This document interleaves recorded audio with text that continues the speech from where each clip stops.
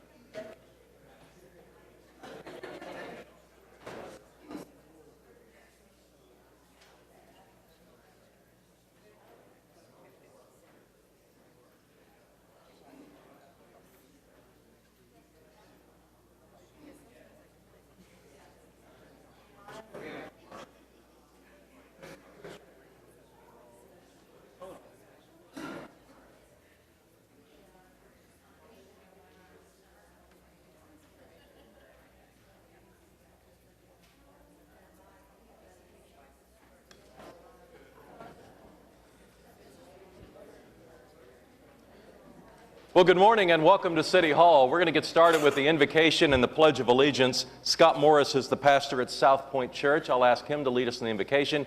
Afterwards, I'll ask Councilman Shadid if he'll lead us in the Pledge of Allegiance. But would everyone please stand at this time? Let's pray together. Good morning, Lord. Thank you so much for today, this beautiful fall day in Oklahoma City. Thank you for each council member, each leader in this room. We're here today and we ask humbly, Lord, for your blessing in this meeting. As Solomon prayed for wisdom and understanding, not for power and riches, because of that request, you blessed him and gave him wisdom and understanding, Lord. And we pray that today for our council members, for leaders in this room, that you would give them wisdom, understanding, insight into the decisions that they're going to make today. They carry such a large responsibility for thousands and hundreds of thousands of people. We ask that your hand and your spirit would lead them and guide them today in that.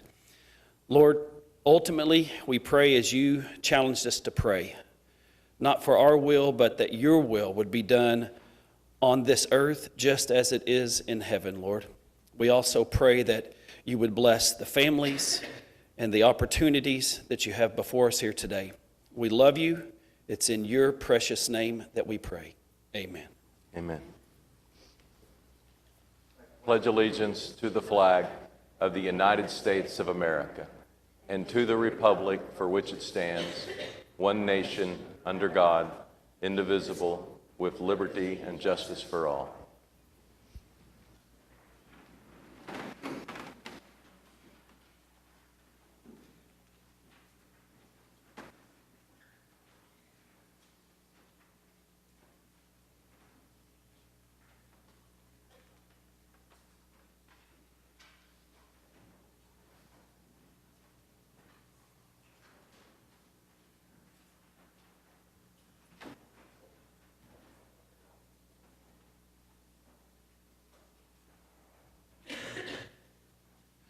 I don't suppose there's anyone in the room that has not been affected directly or indirectly by Parkinson's disease. And next month, we're going to have one single day in America in which we remind ourselves of the dangers of the disease and also just how devastating its effects can be. And we have some people here to help us for Parkinson's Awareness Day. We have it's a proclamation. I'll ask the clerk to read it and ask Bruce McIntyre to come forward. Where is Bruce? Right here in front. Go ahead, Francis. Okay. Whereas the courage, determination, and resilience of Parkinson's patients and families continues to reflect the buoyant spirit of Oklahoma City and the state of Oklahoma. Whereas Oklahoma City has become a leader in service to Parkinson's disease patients and families through the efforts of the Parkinson Foundation of Oklahoma, as demonstrated by this inaugural Parkinson Oklahoma 2016 Blitz of 16 cities in 20 days. Whereas Parkinson patients in Oklahoma City have participated in such innovative programs as Speak Out, voice therapy, Loud Crowds, Parkinson Wellness Recovery, physical therapy, rock steady boxing for Parkinson's patients, as well as novel approaches for support and education. Now, therefore, the Mayor of Oklahoma City, Mick Cornett, does hereby proclaim October 3rd, 2016 as Parkinson's Awareness Day in Oklahoma City. Let's show our appreciation to those that are fighting this horrible disease. And Bruce is the executive director. Bruce? Yeah, we have about 15,000 people approximately in the state of Oklahoma living with Parkinson's, and the Parkinson Foundation provides education, support, and effective therapy. And this year we are embarking on a new endeavor, 2016 Blitz, in which we will blitz 16 cities in 20 days, making connections and delivering inspiration and education for Parkinson patients around the state. And we kick it off in Oklahoma City on Monday. So, Bruce, how would you characterize advancements in the research? well, there's actually a boom and a flurry of activity in the world of research with Parkinson's. I just came back from Portland, the World Parkinson Congress, and one thing I would say is that the help is getting better and the hope is drawing nearer. And I suppose if people have money to spare now or later on in the giving season, see you at the door, because this is a wonderful cause, and I know their charitable dollars will be spent well. But let's show our appreciation one more time to Bruce and his staff. Thank you for what you're doing for Parkinson's. Thank you. All right. And we are also coming up on Disability Awareness Month. So I'll ask everyone who's on the Mayor's Committee for Disability Concerns to come forward and face the audience. This committee was originally established some 45 years ago, and the city of Oklahoma City was one of the leaders in the country as far as addressing disability concerns. And it's not always known well to Americans, but the ADA, which the United States passed, decades ago, is still the gold standard in the world. Most of the rest of the world is still way behind on disability concerns. And so we should pat ourselves on the back that we're amongst the leaders, but we should also continue to see what we can do to make places more accessible. Pam Henry, my longtime broadcasting friend and longtime chair of this committee, is going to speak in just a few moments. But first, let's hear the proclamation from the clerk. Whereas the month of October 2016 is designated in the United States as National Disability Employment Awareness Month. Leaders and citizens of the City of Oklahoma City in implementing the MAPS 3 projects are constructing new sidewalks and other facilities that will be disability accessible, and the city is also implementing a comprehensive ordinance requiring ADA accessible sidewalks on new and renovated major and minor arterial streets. Whereas Oklahoma City's ADA coordinator and staff work daily to implement the city's ADA transition plan and to ensure that the city's programs and facilities are accessible to all. Whereas our city needs the knowledge, skill, talent, and productivity of all of our citizens with disabilities to help build our city and energize our economy, and Oklahoma City residents with disabilities deserve the opportunity to work and have full lives. On October 25th, 2016, the Oklahoma City Mayor's Committee on Disability Concerns is providing a special seminar on ADA accessibility, and the theme for the year's event is Inclusive Scene in 2016. Whereas the 26th Annual Awards Luncheon will honor outstanding people with disabilities and persons and entities that support their well-being. Festivities will also honor area student poster artists by displaying their artwork created to help raise awareness of the progress for people with disabilities. Now, therefore, Mick Cornett, the Mayor of the City of Oklahoma City, does hereby proclaim the month of October as Disability Awareness Month and Tuesday, October 25th, as Special Disability Awareness Day in Oklahoma City.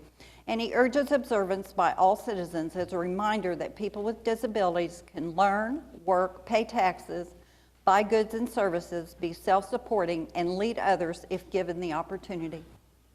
Let's show our appreciation to those drawing attention to disability awareness. Thank you, Mayor.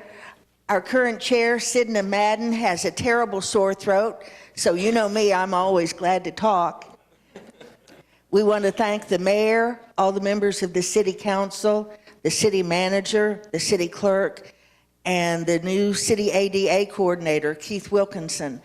And I want to thank the citizens. We want to thank the citizens of Oklahoma City for helping us get along and have better lives.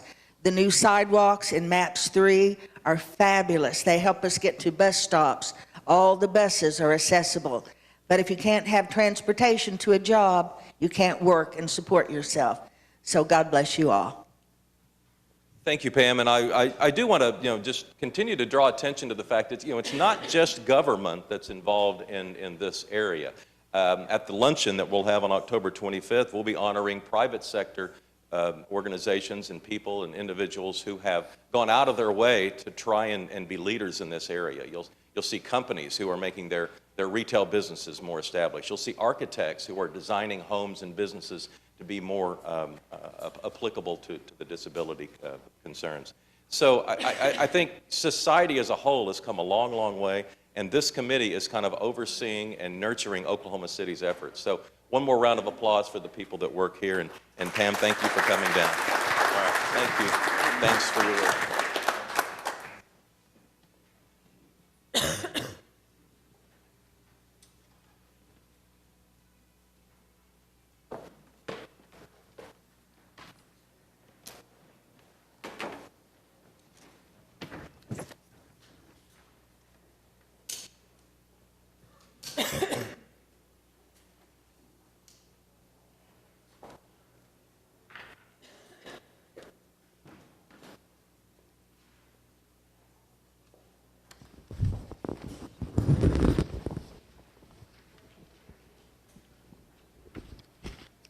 We're on item 3 of the council agenda. Item 3A is a notification of Councilman Pettis becoming the vice mayor for a 6-month period that begins October 11th. And I want to thank Councilman Greiner for serving the past 6 months as vice mayor, and look forward to working with John going forward. We also have a series of appointments. I'll look for a motion.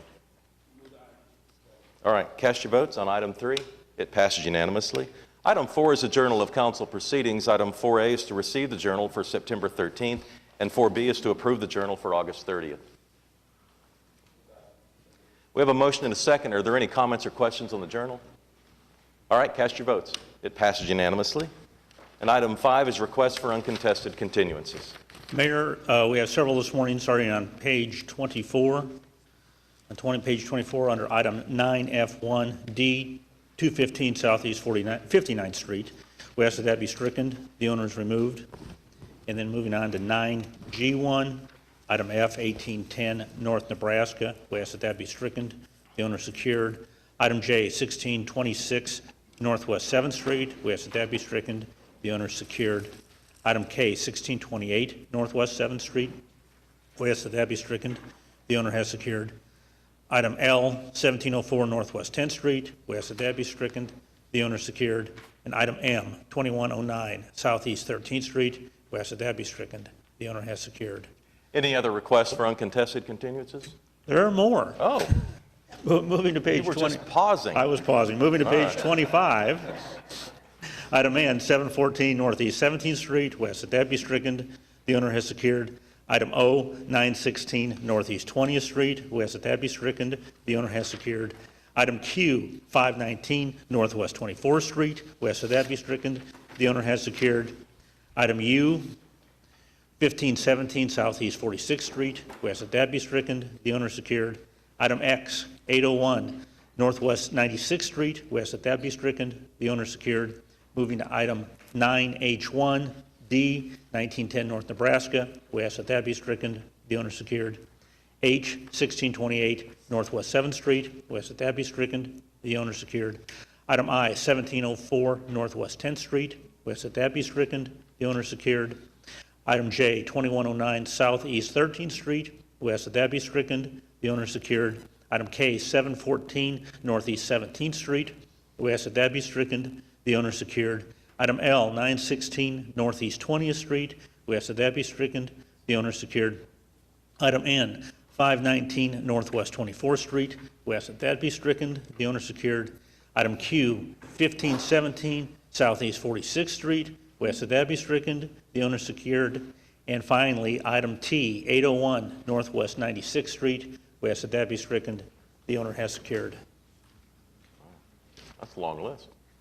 And the process works. When you give them the notice and the people know that we're serious about it, They take care of their business. They take action. Well, congratulations to the staff for getting so many of those issues resolved. Are there any other requests for uncontested continuances? All right, item 6 is revocable permits. We'll start with a request from Capitol Hill Main Street to hold the Fiestas de las Americas. And this would be October 1st. It'll be on Southwest 25th Street between Robinson and Hudson. And Donna Cervantes is here. Donna, hi, would you come up and tell us more about this event? Good morning. Thank you. Good morning. We'll need your name and address for the record, please. Donna Cervantes, 319 Southwest 25th Street. Okay. Tell us about the Fiestas de las Americas. This will be the 11th annual year. We closed down the street at Southwest 25th between Walker and Robinson for an all-day event. We have added a 5K race. It'll be the second one this year with OKCPS really as our partner. We also have a parade that begins at 9 a.m. It celebrates Hispanic Heritage Month with culture and food and fun. We invite everyone to come out and enjoy. And based on past years, how many people do you expect? Oh, I'd say 12 to 15,000 come Wow. out throughout the day, and And looks it's- like the weather will be beautiful, so that's great. October 1st, is that Sunday? Saturday. Saturday. Okay, so Saturday in Capitol Hill on 25th Street between Robinson and Hudson, a large gathering to celebrate Donna Cervantes' efforts with Fiesta de las Americas. I'll look for a motion from council. All right, cast your votes. Passed unanimously.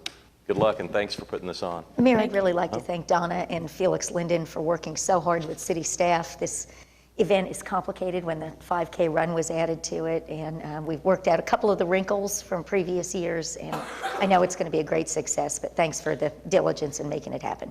Thank you for that support. All right, item 6B is a revocable right-of-way use permit with Triathlon Club of Oklahoma City to hold the Fall Classic Duathlon. Is there anyone here representing this organization? All right, it's in Ward 1. James? Yeah, I move for approval. All right. We have a motion and a second. Cast your votes. It passes unanimously.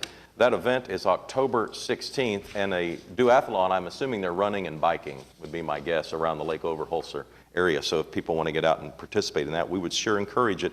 October 16th, and the event, what I'm sure you can find online, is the Fall Classic Duathlon held by the Triathlon Club of Oklahoma City. All right, we have a motion and a second. Cast your votes. It passes unanimously.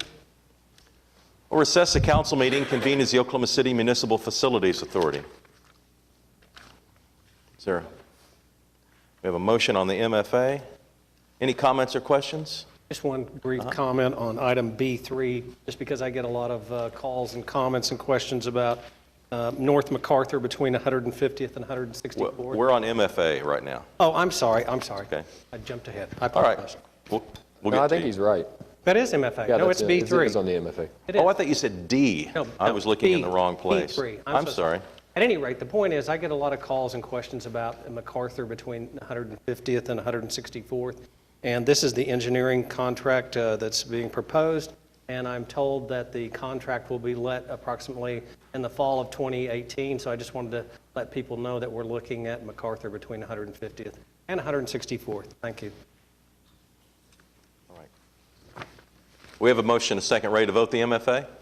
All right, cast your votes. It passes unanimously. We'll adjourn the OC MFA, convene as the Oklahoma City Public Property Authority. There are 7 items. All right, we have a motion and a second. Any comments or questions here? All right, cast your votes. It passes unanimously. I'll note that one of the items was the new professional for Trosper Park Golf Course, Brandon Alford. And I see Leroy Richardson here from the Golf Commission. Thank you for your work on this. And changing golf pros can be a traumatic experience for people that play at those individual courses. But we're very proud of our golf system. And so, Leroy, thanks to the commission, and we wish Brandon the best of luck. We'll adjourn the OCPPA, convening the Oklahoma City Environmental Assistance Trust. 2 items. All right, cast your votes on the EAT. It passes unanimously. We'll adjourn the OCEAT and reconvene the council meeting with the consent docket. Okay. All right, we have a motion and a second. Are there any individual comments from council on the consent docket? All right, we have a citizen that has signed up to speak. Kendall Dillon? Morning. Kendall, we'll need your name and address for the record. Good morning. Kendall Dillon. I'm with Craft and Toll, 214 East Main, and I actually represent the applicant on item number 7I1. This is a... I1. 7I1. Okay. This is a Ward 8 plat? Right. It's for acceptance of a subdivision bond and a final plat. We found out last night that there's a small correction we need to make on a utility easement. So therefore, we would request that we just continue this application until your October 11th meeting to be able to revise that easement, and then that way, the plat that you all accept is exactly the correct plat. Okay. So it's just a request that we continue it till October 11th. I'd All make right, a motion James, to you want to make continue that it. part of the motion? All right. Thank you. Thank you. Mayor, we also have Ken Bryant here from the Planning Department to talk to us a little bit about item 7Q, which is going to be introduced and it's supposed to be heard. It says October 11th, but it's really going to be October 25th, so we do want to correct that date on there. But this is a de-annexation issue in South, by Mustang, in southwest Oklahoma City. Ken? Hi, good morning. Ken Bryan, Oklahoma City Planning Department. I just wanted to make mention of this a petition for de-annexation. This is south of Mustang along the Highway 4 corridor. I guess the main takeaway is staff has spent quite a bit of time looking at this petition. We've had a handful of meetings with both the ad hoc council committee and internal meetings with staff as well. It was very difficult for us to find any benefit to the city of Oklahoma City or its residents in recommending approval of this de-annexation action. There's a very thorough current conditions analysis in the staff evaluation report. It was heard at Planning Commission a couple weeks ago to get their recommendation. They recommended approval, but they wanted some conditions concerning the right-of-way. The legal description as proposed in the petition splits many of the right-of-ways down there along section lines. It has some odd notches and things like that in it. It was feeling that it was somewhat of a piecemeal approach to moving corporate boundaries, and they would like to see some resolution to those concerns to be prepared as a companion item to go forward with the de-annexation ordinance. That kind of summarizes our analysis to date. I'm happy to answer any questions you may have.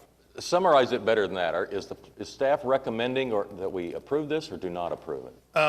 Well, staff is recommending that the ordinance for detachment be denied. Okay.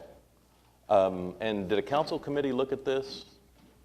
Can you guys provide any feedback on one way or the other? I have some comments about it. Not either pro or con with regard to whether we should do it or not, but this would be a major policy shift for the city to do this. It'd be a huge policy shift. In the past, we have de-annexed only very small portions of Oklahoma City, and we've generally put restrictions on them that they couldn't be sales tax generating places, parks, things like that. This is a totally different idea. This is based on the fact that we are not able to service the area, or not servicing to the level that people that want to move into that school district. It really had nothing to do with people wanting to move to Mustang. It has everything to do with people wanting to move into the Mustang school district. And so I think we need to really be, I have some personal feelings about it, but I'm trying not to be argumentative in that regard at this point, because it is a huge policy shift for the city. If we do this, there are areas all over the city that could be de-annexed. I mean, everywhere. This is not it's not isolated to Ward 3 around Mustang. I mean, it would occur in Midwest City and Dell City and, you know, all over the place. I mean, so if this is a policy direction we want to take, I think we need to do it very carefully. Item is just being introduced today and will be setting for a final hearing on October 25th. So a vote today is not for the de-annexation. A vote today is just to move it forward. Anyone else on the committee want to speak? Well, actually, this was brought to us by a developer, and it directly has nothing to do with schools. It has to do with the fact that this developer is in contract with an owner of some pieces of property which are involved in this detachment effort. And the city of Oklahoma City has told him, correctly so, that we have no intention of supplying water, we have no intention of supplying sewer, we have no intention of doing anything that would facilitate development of this property. This property touches on two sides the city of Mustang, and Mustang is willing and is committed to supplying utilities plus carrying police protection and fire protection for this area. So based on a very lengthy discussion at the Planning Commission, I think I'm correct in this, Jim, the Planning Commission voted unanimously to approve the detachment with conditions like squaring up some of the lots that we're talking about here, determining who is responsible for which streets for maintenance, et cetera. And based on that conditioning, the Planning Commission passed it along to us, and that's why we're right here right now. Okay. Yeah, and I would just encourage everybody to read the staff report. I think they do a really good job of articulating the benefits and the costs of us doing this. And so you guys can figure it out on your own. All right. David, are you representing the applicant or the developer? David Box, 522 Colcord Drive. I do represent one of the property owners within the area to be detached, Walton Development. Councilman is right, it was approved by the Planning Commission, but there were no conditions placed on it. What was a part of their motion was an understanding that there would be an agreement between the City of Mustang and the City of Oklahoma City in the event that it is detached to handle things such as right-of-ways and things of that nature. I know that there is a desire to perhaps square up some of the right-of-way and square up some of the acreage. We're attempting to contact those owners of property. We have concerns that if they're not voluntarily joining us, that we can't perhaps force them to leave. So, but we are running that, but there wasn't specific conditions on the vote at the Planning Commission. I see. Okay. And October 25th, is that the date you have as well? Okay. Yes, sir. Make sure everyone's noted on that. Any other comments or questions today? And again, a vote today is just to move it to a final hearing where we may get more input from other people. All right. It is a part of the consent docket. Any other comments or questions from anyone on the consent docket? Yeah. Just briefly, item 7AY, which is a resolution accepting a donation of $50,000. I want to thank the Lions Club of Downtown Oklahoma City for this $50,000 donation. It's going to benefit Lake Hefner Playground for Children, and we really appreciate that generous offer. That is generous. Thank you for pointing that out. All right, ready to vote? All right, cast your votes. The consent docket passes unanimously. We're on to the concurrence docket. All right, we have a motion and a second. Any comments or questions on anything under the concurrence? All right, looks like we're ready to go. Cast your votes. It passes unanimously. That puts us to item 9. These are items that require a separate vote. We'll start with a series of items from the Traffic Commission. Well, that's coming up. First item 9A is the closing of an alley. It's in Ward 6. Meg, you're right on time, and I know you don't have your microphone on, but we're on item 9A, which is the closing of the alley on Southwest 7th Street in Ward 6. You okay with this? Yes, I am. I would move approval. All right, is there a second? Cast your votes. Item 9A passes unanimously. And item 9B starts a series of items that come to us from the Traffic Commission. The first two are in Ward 6. The first is on Northwest 10th Street. Meg, you want to make a motion here? Yeah, I have a series of these, and I would move approval on this one. All right.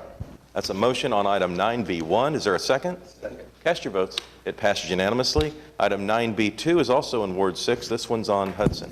Yes, Mayor, I would move approval on that one. Cast your votes. It passes unanimously. Item 9B3 is a parking issue in Ward 3. Ed, you okay with this? Yes, move approval. Second. All right, cast your votes. It passes unanimously. Item 9B4, we're back in Ward 6 on Northwest 9th Street. Yep, this is 60-degree angle parking on North Hudson, and I would move approval. All right, cast your votes. It passes unanimously. Item 9B5 is, again, angled parking in Ward 6. Move approval. Second. Cast your votes. Passes unanimously. And item 9B6 is angled parking in Ward 2. Ed? Move approval. All right, cast your votes. It passes unanimously.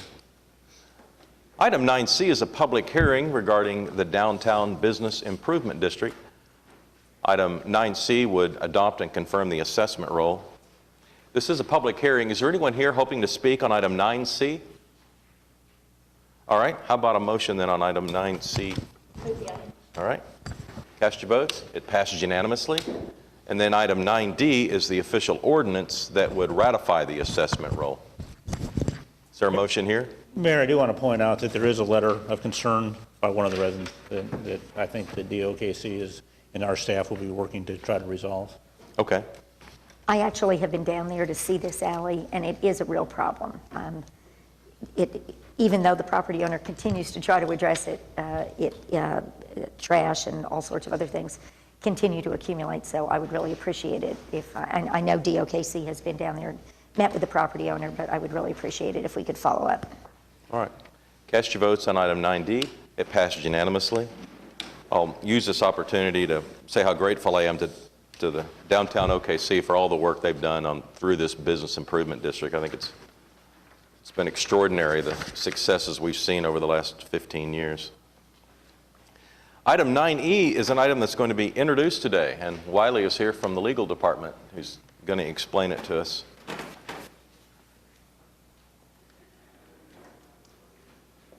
This is a change that the IRS is requiring as part of the rules and regulations due to a federal statute that was adopted in December. What it allows is another way for an employee to roll over their employee retirement system funds to a simple IRA. And it was part of a legislation that was passed last December. We have to have it in effect by the end of October. And this affects our employees for the city? Right, it gives them another option as a rollover for their pension funds if they choose to do that. Got it. Item is just being introduced today. We'll have a public hearing on October 11th. Final adoption will be on October 25th, and it affects the employees for the city of Oklahoma City and the way we handle the payroll and the money and their benefits, and et cetera. Any other comments or questions from council on this item? How about a motion then to introduce it? All right, cast your votes. 9E passes unanimously. Item 9F is a public hearing regarding dilapidated structures. Is there anyone here hoping to speak under any item listed under 9F? All right, how about a motion? All right, cast your votes. It passes unanimously. Item 9G is a public hearing regarding unsecured structures. Is there anyone here hoping to speak under any item listed under 9G? All right, how about a motion? Cast your votes. It passes unanimously. Item 9H is a public hearing regarding abandoned buildings. Is there anyone here hoping to speak under any item listed under 9H? All right, how about a motion? Cast your votes. It passes unanimously. Item 9I is a public hearing regarding removal of properties from the abandoned building list. Is there anyone here hoping to speak under any item listed under 9I? All right, we have a motion and a second. Cast your votes. It passes unanimously. Item 9J is a second public hearing, and this has to do Public with the safety sales tax with fire items, and Doug Dollar is here to talk about the next two items.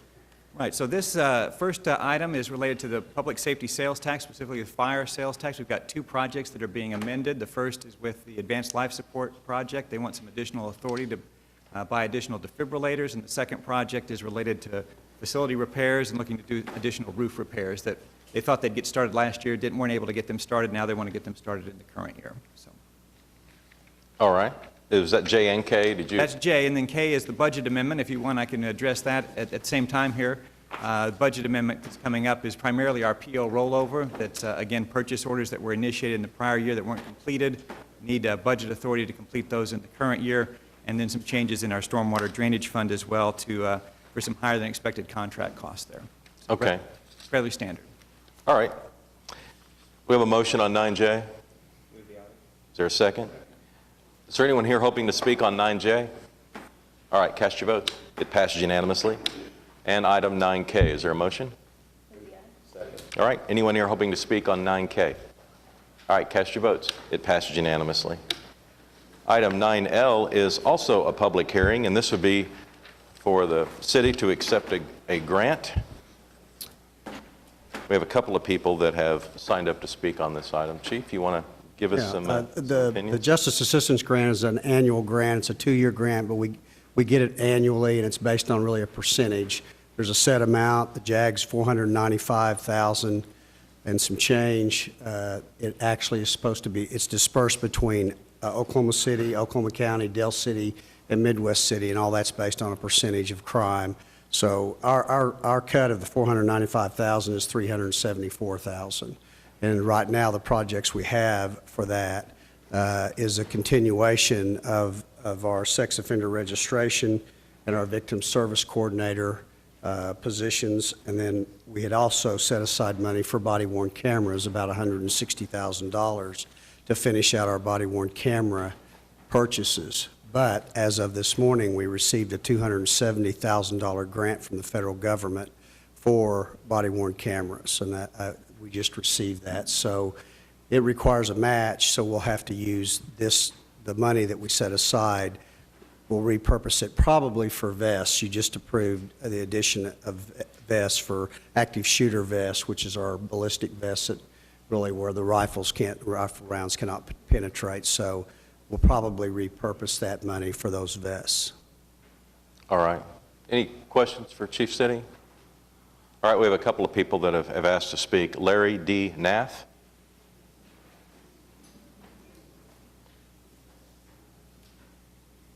I'll ask everyone that comes forward today to keep their comments to 3 minutes or less. Larry, we'll need your name and address for the record, please. My name is Larry Nath. I live at 2708 Northeast 19th Street, Oklahoma City. For the most part, a lifelong resident of Oklahoma City. Raised on the east side, Ward 7. Councilman Pettis, good to see you again. I have addressed Councilman Petty on several occasions in reference to the body camera issue. I've been to a number of meetings in the past 12 months where Chief City has been in attendance, as well as he'll be at one tonight, and consistently I've heard the same comments in reference to the body camera situation. Of course, on the media back in November last year, I saw they had come to an impasse that, not to go into the specifics of it, because I'm trying to consolidate my 3 minutes into what I was needing about 10. I had quite a bit to cover, which again, I'll adhere to the 3 minutes that's allowed. Extremely frustrated. Chief City and Pettis, Councilman Pettis, opened a community forum over on Field Street, about less than a mile from here, back in February, and the dialogue contained a lot in reference to the impasse between the FOP and Chief City, which I commend. I have seen Chief City as well as I will this evening, and I've observed his performance through his tenure in office. I have actually visited with him in his office with somewhat a related case of elderly family members of mine whose grandson was killed, which I won't get in that portion of the conversation. But at that visit, I inquired, and that was in March, about the body cameras.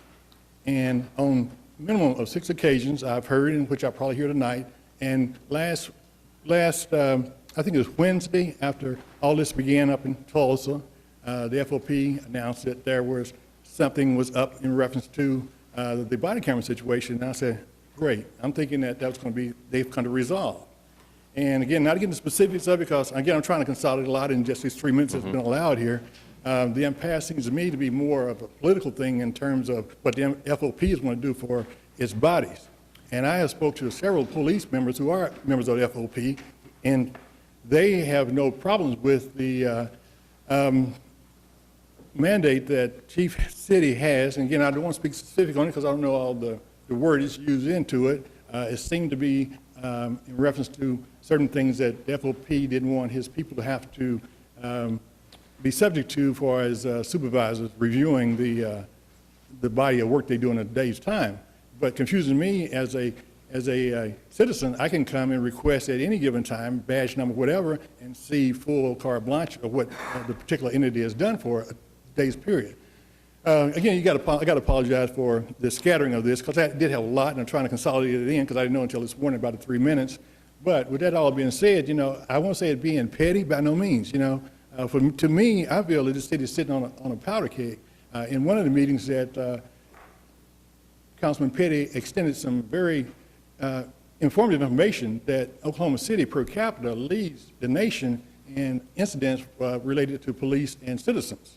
I have since seen updated and been heard that that's come down considerably, but in lieu of the national attention that we're getting presently, I would think the council that this is, for the most part, sitting on proverbial powder keg, to be quite frank, not to be alarmist about it by no means, but let's say being that we rank in such a high per capita of probability of this type of event happening and let it occur, and we're just 90 miles up the road, it did happen.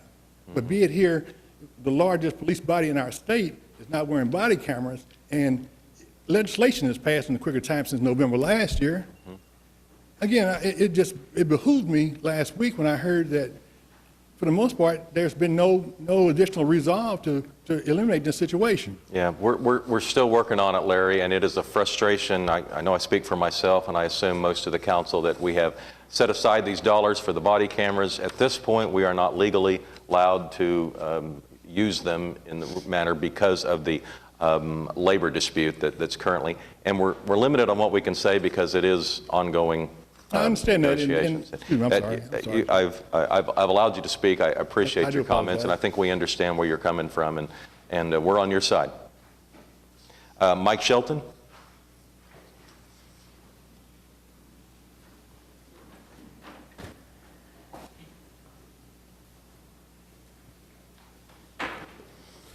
Mike Shelton, 4125 North Everest Avenue.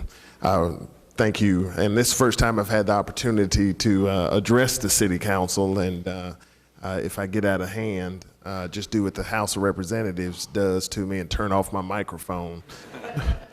But I just felt like I needed to be here to just come and first of all, I want to commend the police chief for working diligently on this issue and the importance of our police protecting themselves, the city, and its citizens by having on body cameras.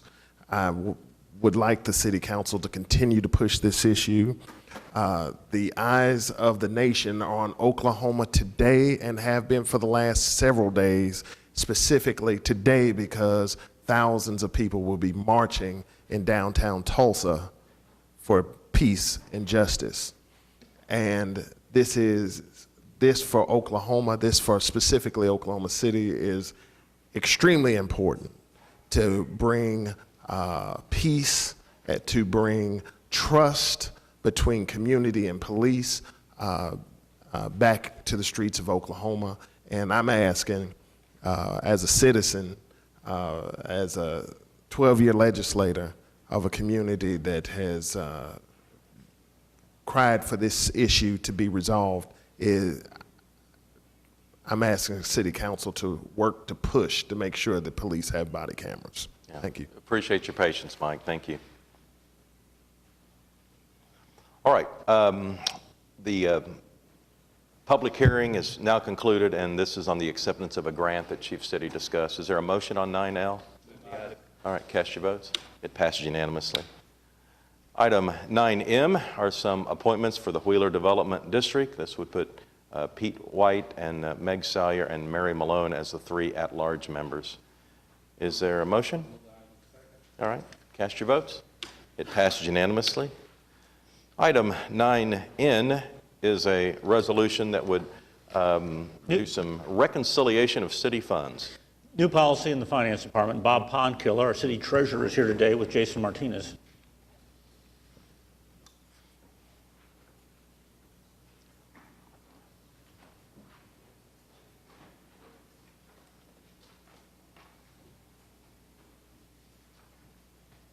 As we start getting things set up, I can go ahead and just give you an overview of some of what we'll be talking about today.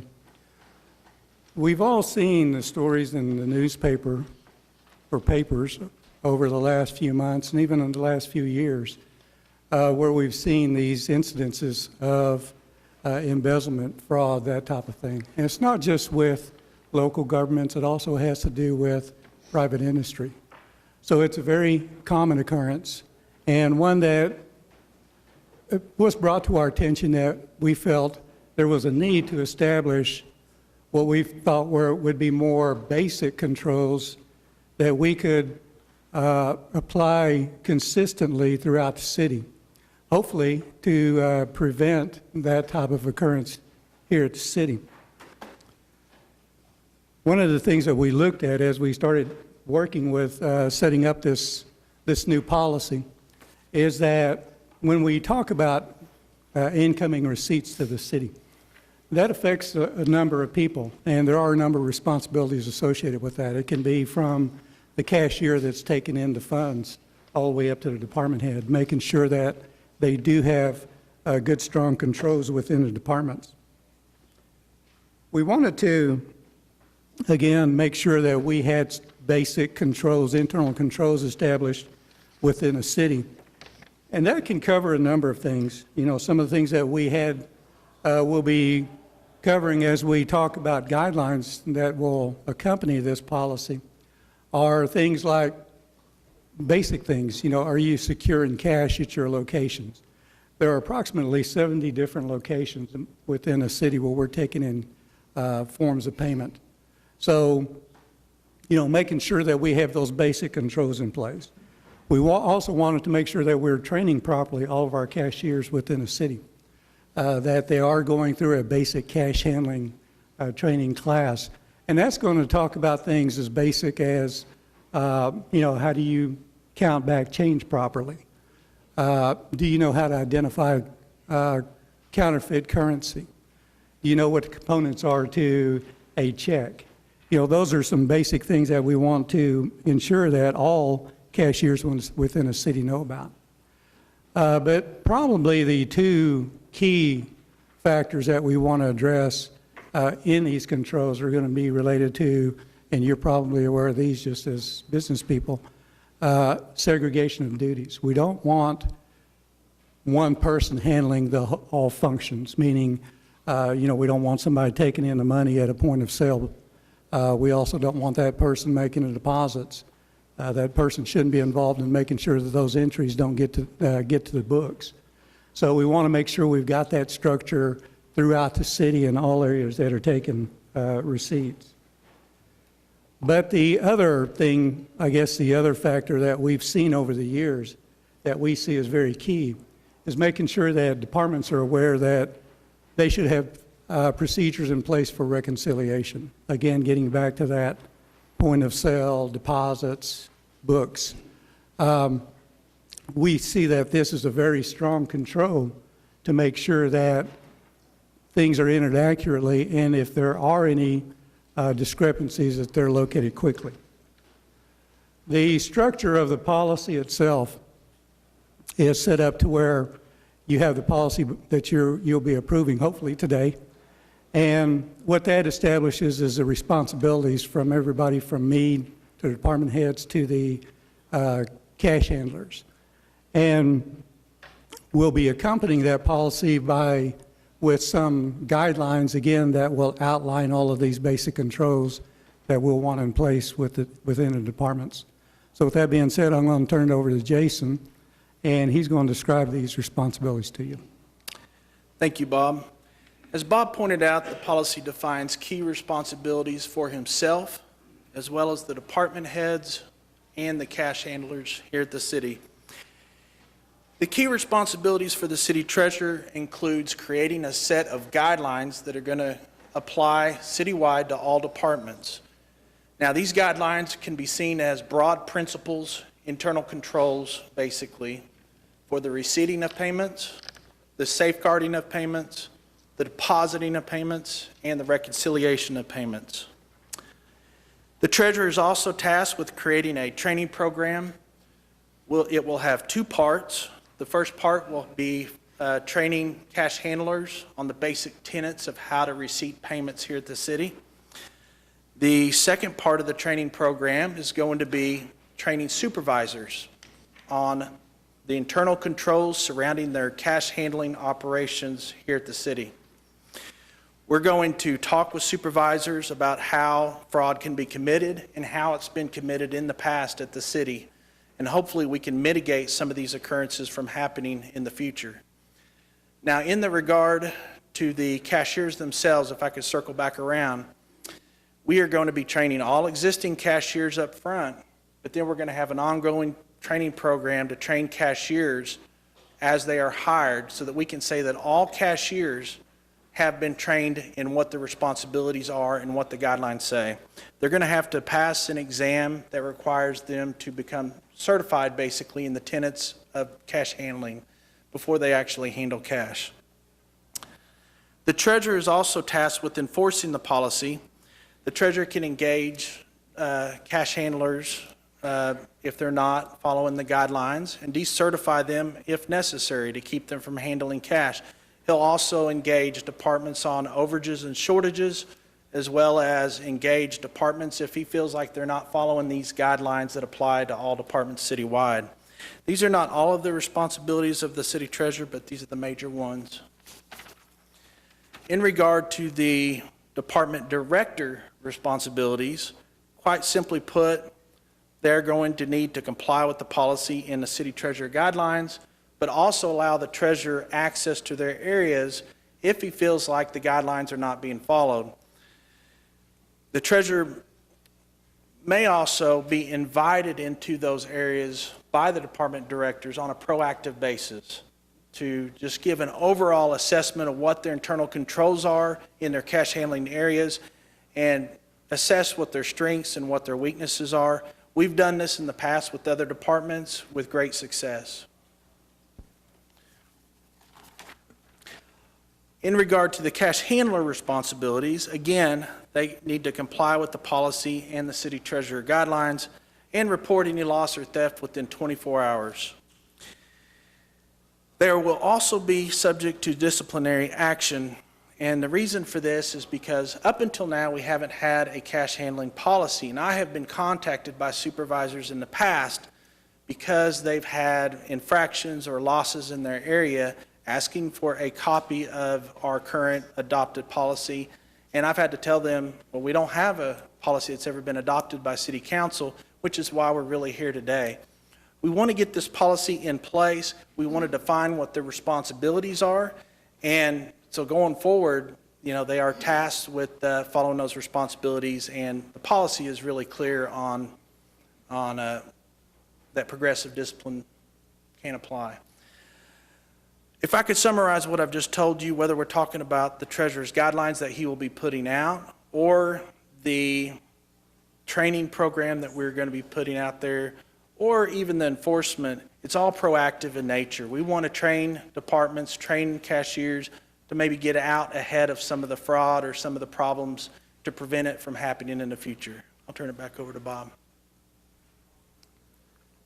So all of that being said, we do have a plan for implementing this policy. Again, as Jason mentioned, we've got training programs. We'll be talking to supervisors.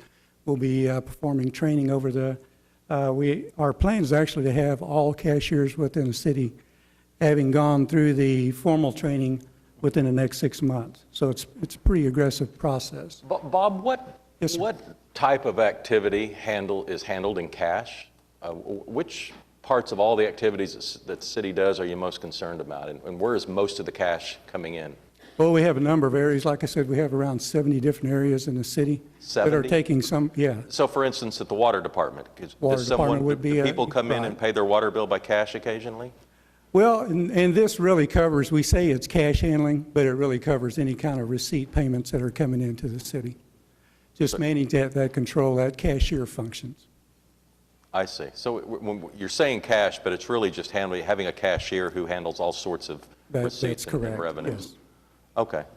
Golf courses would be an example where there's a lot of cash. Golf courses, development center, taking in permits, courts, there's. Civic center? Absolutely. Yes, Okay. exactly. All right.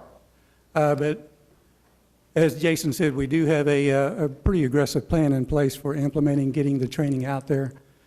We feel that having strong controls in place like this and being applied consistently throughout the city will provide a strong basis for good management within all of these payment centers. And we feel that with these in place that should go a long way with keeping us out of the newspapers.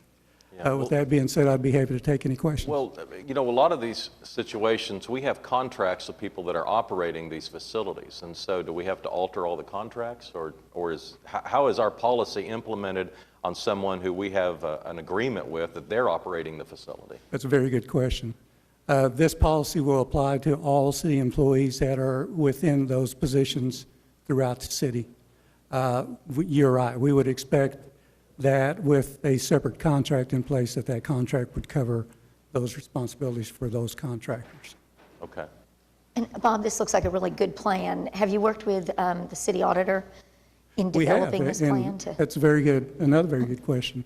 When we were developing the plan, we looked at best practices and organizations, national organizations, publications that they were putting out. We met with city auditor to get his input. But we also felt very strongly about meeting with each of our stakeholders, each of the departments, to talk to them because most of them had procedures in place. We wanted to make sure that we incorporated what they were doing and then, again, be able to apply consistently throughout the city because, in different areas we're maybe doing things that we thought were great ideas that we thought we should be doing across the city. Mm-hmm.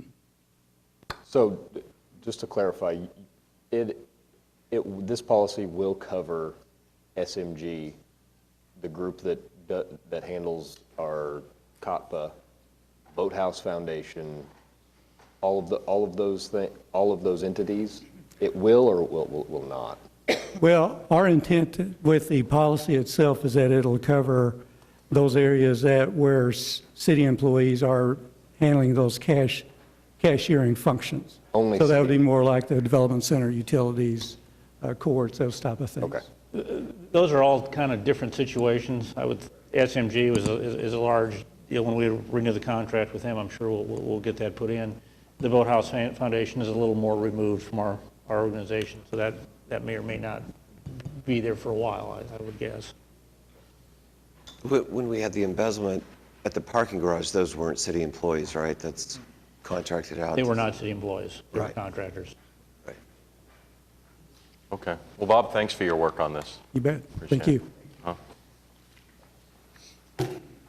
All right, is there a motion on item N? Cast your votes. Passed unanimously. Item 9O is a resolution that refers to the 5-year capital improvement plan, and I think Doug's coming back up. I'm pleased to be here before you, Mayor and Council, to talk about our 5-year CIP plan. This is for fiscal year 17 through fiscal year 21. This is a plan that's required to be adopted every 2 years by the council, and it's reviewed by the Planning Commission as well and approved by them. Both city ordinances and state law require this process. And so, again, you have in your packet the full plan, and just want to tell you a little bit about what's in that. What's in that document. It's 165 pages. There's a lot in there. But we've got sources that the projects come from a number of different sources. The authorized GO bond program, departmental business plan, specialized studies such as the Parks Master Plan. Of course, the citizen survey informs department objectives as well as council priorities. I do want to note one thing that's not included in the 5-year CIP plan, and that's GO bond projects that have not been authorized yet. So we've got the GO bond potentially coming up here in 2017 for authorization. The projects in this plan do not include those projects yet. the timing for the two processes just did not line up at this point. There's just too many variables still in the GO bond planning for 2017 in terms of the size, time frame, how the projects might be distributed between the various propositions, that we didn't want to put together a giant wish list of all the projects that might be out there in this document. So what we have in here are those that have already been authorized either through the bond program or through trust or other programs like that. As we look at what's in the plan, it totals $2.8 billion, and we've got a pie chart, if you can move on to the next one there, yeah, that kind of gives the breakdown of what makes that up. You'll see that the trust funds are the largest portion of that $2.8 billion, with water utilities being the largest share of that at $1.3 billion. Of course, the airport trust is another piece of that trust funds portion there. Special tax funds at 20.6% are the second largest contributor, and MAPS 3 is the largest piece of that at $546 million. GO bond funds account for 11.8% or $334 million. And then the unfunded portion that's in there is about 7.8%. That includes a few projects that have been identified at the Civic Center Music Hall, some projects in parks for multi-generation recreation centers, and a Bricktown ballpark improvements, and then also our police and fire fleet replacement coming up for fiscal year 18 and 19. Grant funding is 3.6%. The vast majority of that's at the airports, and then other funds come in at 2.2%, the majority of that being our capital improvements project fund. As we look at the projects by function, public services is the largest piece at 67%. Again, that's utilities, public works, airports, and that's about $1.9 billion there. Culture and recreation at $753 million, or 26.5%, includes parks, fairgrounds, zoo, riverfront, MAPS 3, civic center, and golf courses. Public safety at 3.3%, or $93 million, includes the police and fire fleet replacement and finishing up the new courts complex. And then general government at 2.6%, or $73.7 million, is comprised of our general fleet replacement, technology, and capital maintenance on city facilities. This final breakdown that we've got here, again, just kind of looks at them by project type. If you're interested in seeing those, that's at the very back of the document there at page 165. Again, utilities, the largest share at $1.3 million. I won't go down through the other categories. You can see them there. But again, $2.8 billion is our total over the next 5 years. As we look at the schedule for what we've got here, the introduction of the plan is today, and we are asking you to refer this to the Planning Commission for their review.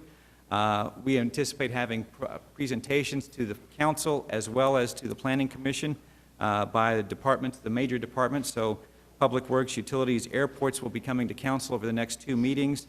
Our plan is for the Planning Commission to adopt this on October 27th. And then we would have a public hearing and adoption by the council on November 8th. So with that, I'd be happy to answer any questions about this. The utilities number was so much larger than the other categories. Yes. Is that the pipeline? What? Yes. Okay. Right, it's pipeline as well as just their normal main replacement and expansion of their system.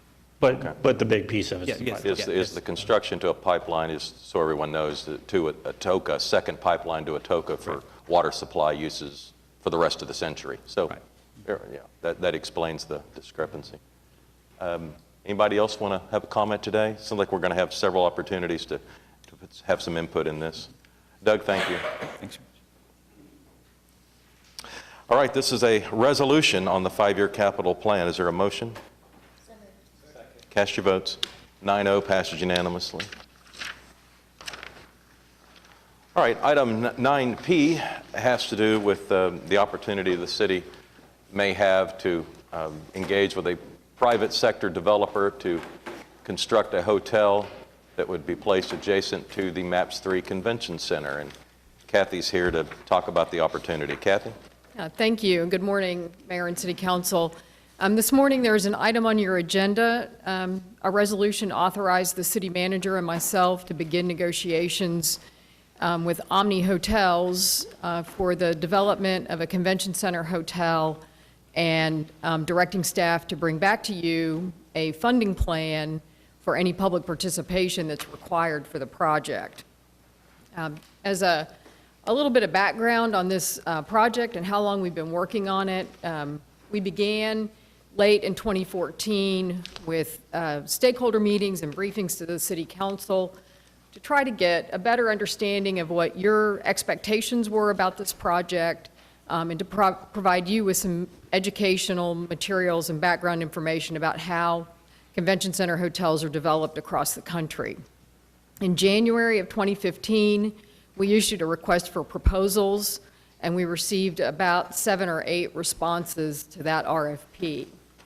In March of 2015, the selection committee met, and we identified 4 firms that, based on their experience, their qualifications, their financial capability, that we believed could provide a convention center hotel in Oklahoma City. Those 4 firms were Marcus Hotels, Mortensen, Matthews Southwest, and Omni. At this point in the process, we had to put the procurement process on hold while the City Council deliberated the relocation of the convention center to the current site and undertook that site selection process. So earlier this year, we we re-engaged with the 4 development teams and began having meetings with them and discussions with them about the project. We tried to keep them in the loop so that they would continue to be interested in Oklahoma City as a market. In June, we issued a request for additional information to the development teams, and we received the responses in August of this year. We received 2 responses. Marcus and Mortensen teamed up together, and Omni also submitted a response. Before the responses were due, we had received a letter from Matthews Southwest letting us know that they would like to withdraw from the process because of other commitments they had around the country. And then where we are today is that the selection committee met last week, and they have made a recommendation to you this morning that we would like to go through and walk through the proposals with you, and walk through some of the rationale behind the recommendation today. So just as a little bit of context, we asked each of the teams to provide additional information to us for a 600-room convention center hotel that had 50,000 square feet of meeting room and ballroom space. It needed to be an upper upscale brand, and that's a defined term in the hotel industry that convention center hotels typically fit that type of product. The developers were asked, they were able to propose alternatives if they chose to, that were not required to.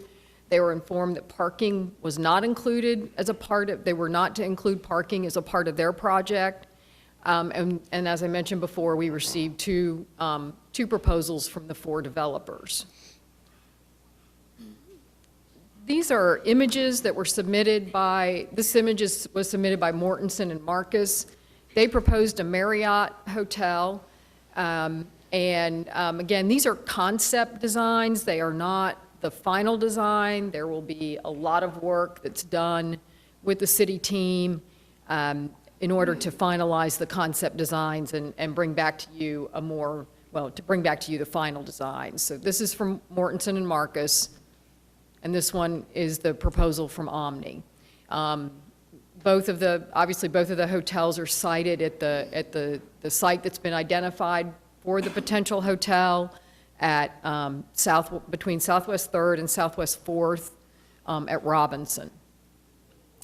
With that, I'd like to, I'm going to turn it over to Tom Morsch with Public Financial Management. Public Financial Management is the city's financial advisor, but they've also been serving as our consultants on this, on the process, and will be helping us with the negotiations with the firm if council chooses to go forward.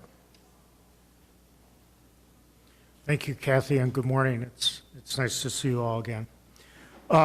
As Kathy indicated, we did take a pause in the project as the convention center was being re-sited, and happy to say that we were able to re-engage the developers.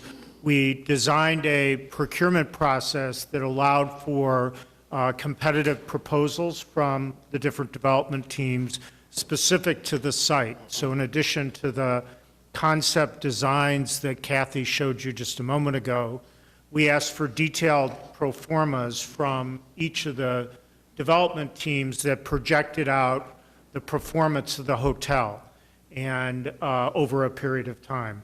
And in that way, we were able to analyze the proposals to see that they held together, they made sense, they were consistent with industry experience and industry standards. And so it was quite a rigorous process that the development teams had about 3 months to put together their, or 2.5 months or so to put together their concepts, do the design work, the initial design work, and then put together a financial projection on how the hotel would perform. With that data, we were able to, and up here on the slide here, you can see kind of the details at a high level of the proposals of each of the teams. You can see that they're, as Kathy indicated, they both proposed 600-room hotels. We did have some opportunity for them to come back with comment. We had meetings with the teams prior to submitting their proposals where they could ask questions, they could interact. They had access to all the different reports that were done by Stone a number of years ago about the convention center. They had historic data on room rates in Oklahoma City. They had performance data on all the other hotels. They had convention, visitor information. So they took all of that, put that together, and came up with their proposals on what the hotel would look like in Oklahoma City. So while it's at a concept level, we feel that it's, it's robust. It's not, this is not make up numbers. These are real numbers based on real data coming in. They have different teams in terms of how they would operate the hotel. The Marriott was proposed as really a franchise operation, with Marcus being a franchise operator. The ownership was to be determined. They would go get an owner once they raised financing and knew what the rest of the project looked like. They had, their architectural team was the same team that's doing the convention center project. And then you can see the amount of square footage, total square footage, and cost per square foot. The Marcus and Mortensen proposal was an estimated $248 million hotel project. In terms of Omni, Omni is a somewhat unique in the whole hotel industry. They're a fully integrated company. They do design, ownership, and operation of all their, or most of their facilities. They're not a franchisee, so it would be owned and operated by Omni. And you can see there they have a contractor team identified. There would be no finance team because they'd be using equity. Omni has a strong balance sheet and would be using cash to fund their portion of the project. They would operate the project in-house with their in-house teams. They have an architect by the name of HKS, and you can see the result of that concept design. And then the square footage and cost per square foot for an overall development cost of $235.5 million. Additionally, as I indicated on the next slide, we have further details that were contained in the pro forma. This is the kind of information that we look at to verify against other projects, to know that that their business plan holds together. And you can see that both proposals were really right on top of each other in terms of their projected occupancy of the hotel, the rates that would be charged, net operating income pretty comparable, across the board. Reflective of a little different approach of the teams on how they focus. The Omni proposal did have a lot of food and beverage and retail, and I think feels that there's some real revenue opportunities there with creating kind of the foot traffic and the excitement of that corner that it's going to have with both the Chesapeake Center, with the new convention center, with the new park that, you can all go out there and look and ground is broken. It's going to be an exciting new kind of center point of downtown Oklahoma City, and I think that's built into the pro forma there and the expectations by Omni. I'll pause there for a question if anybody has any. And we had Councilman McAtee and Greenwell were part of the selection committee, and Kathy will kind of go in the details of that in a minute.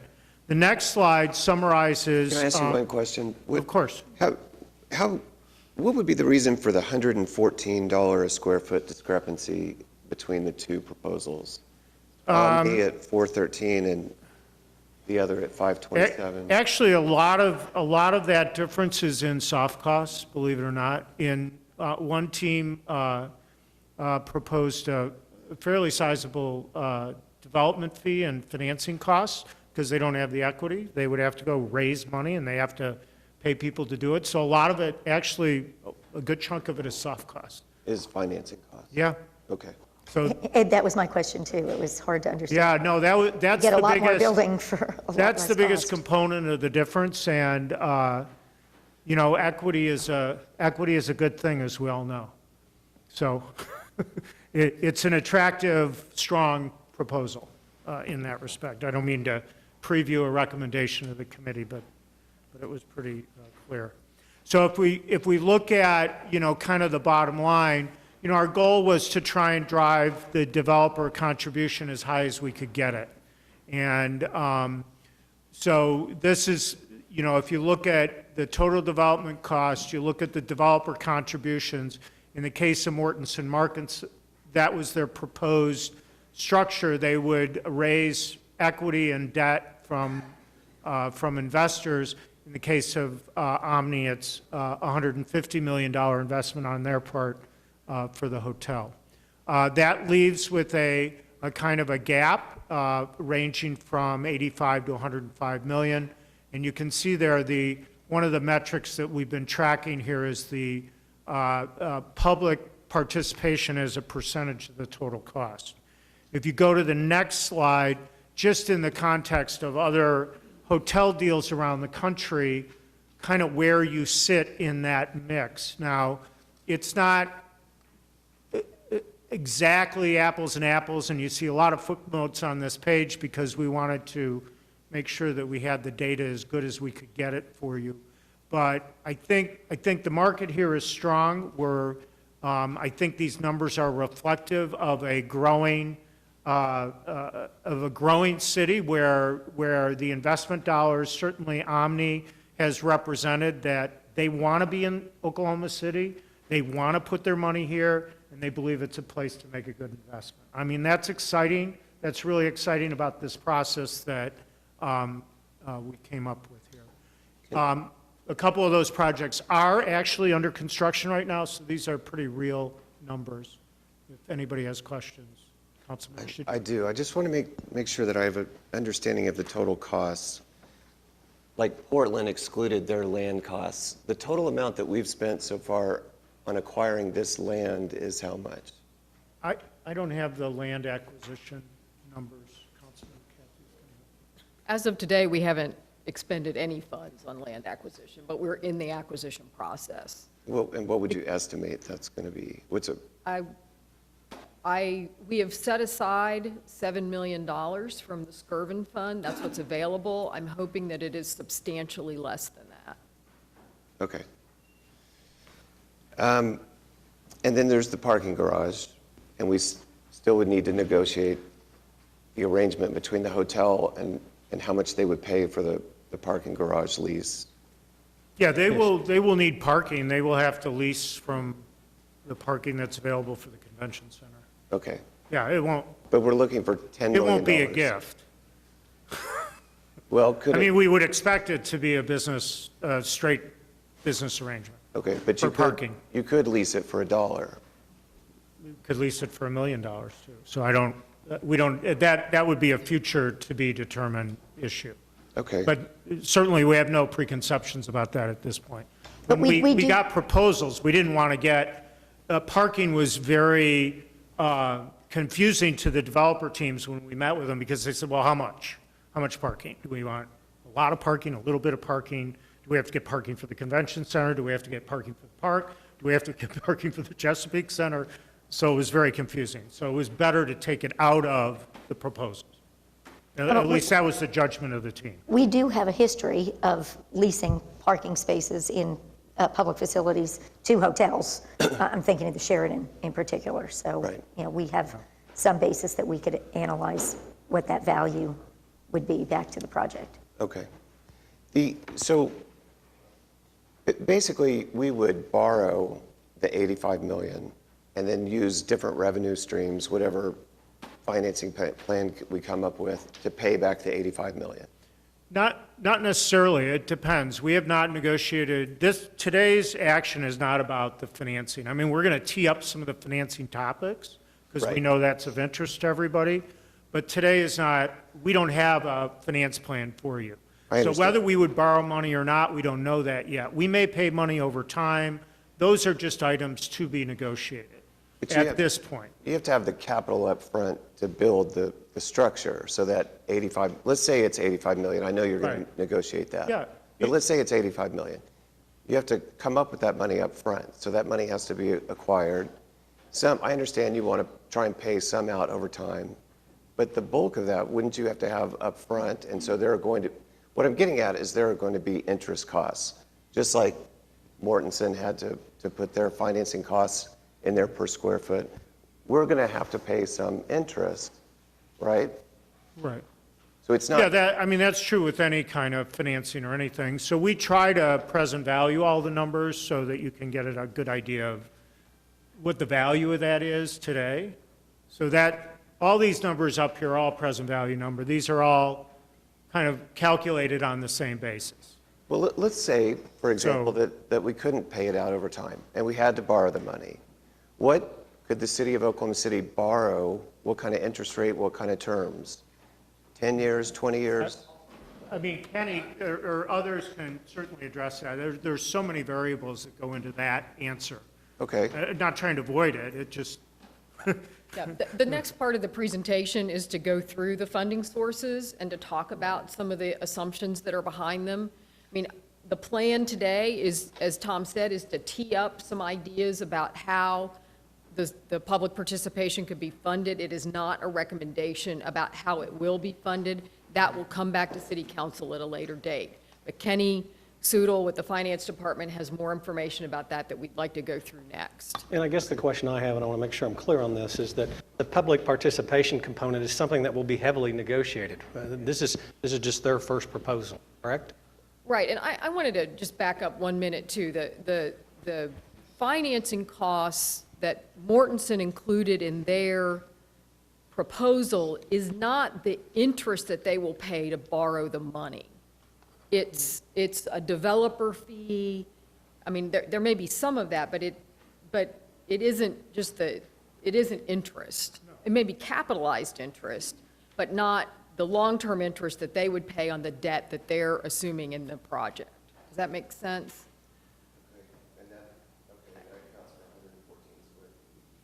Yes, yeah, a good part of it, yeah.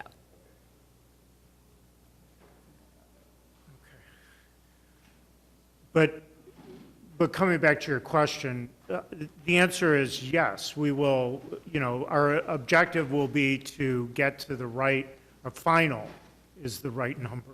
But I think these are indicative numbers. These are numbers that came out of a result of a competitive process. This is not, I tried to indicate, it's not, the number's not going to be half what it is. These are good numbers where we're at, indicative.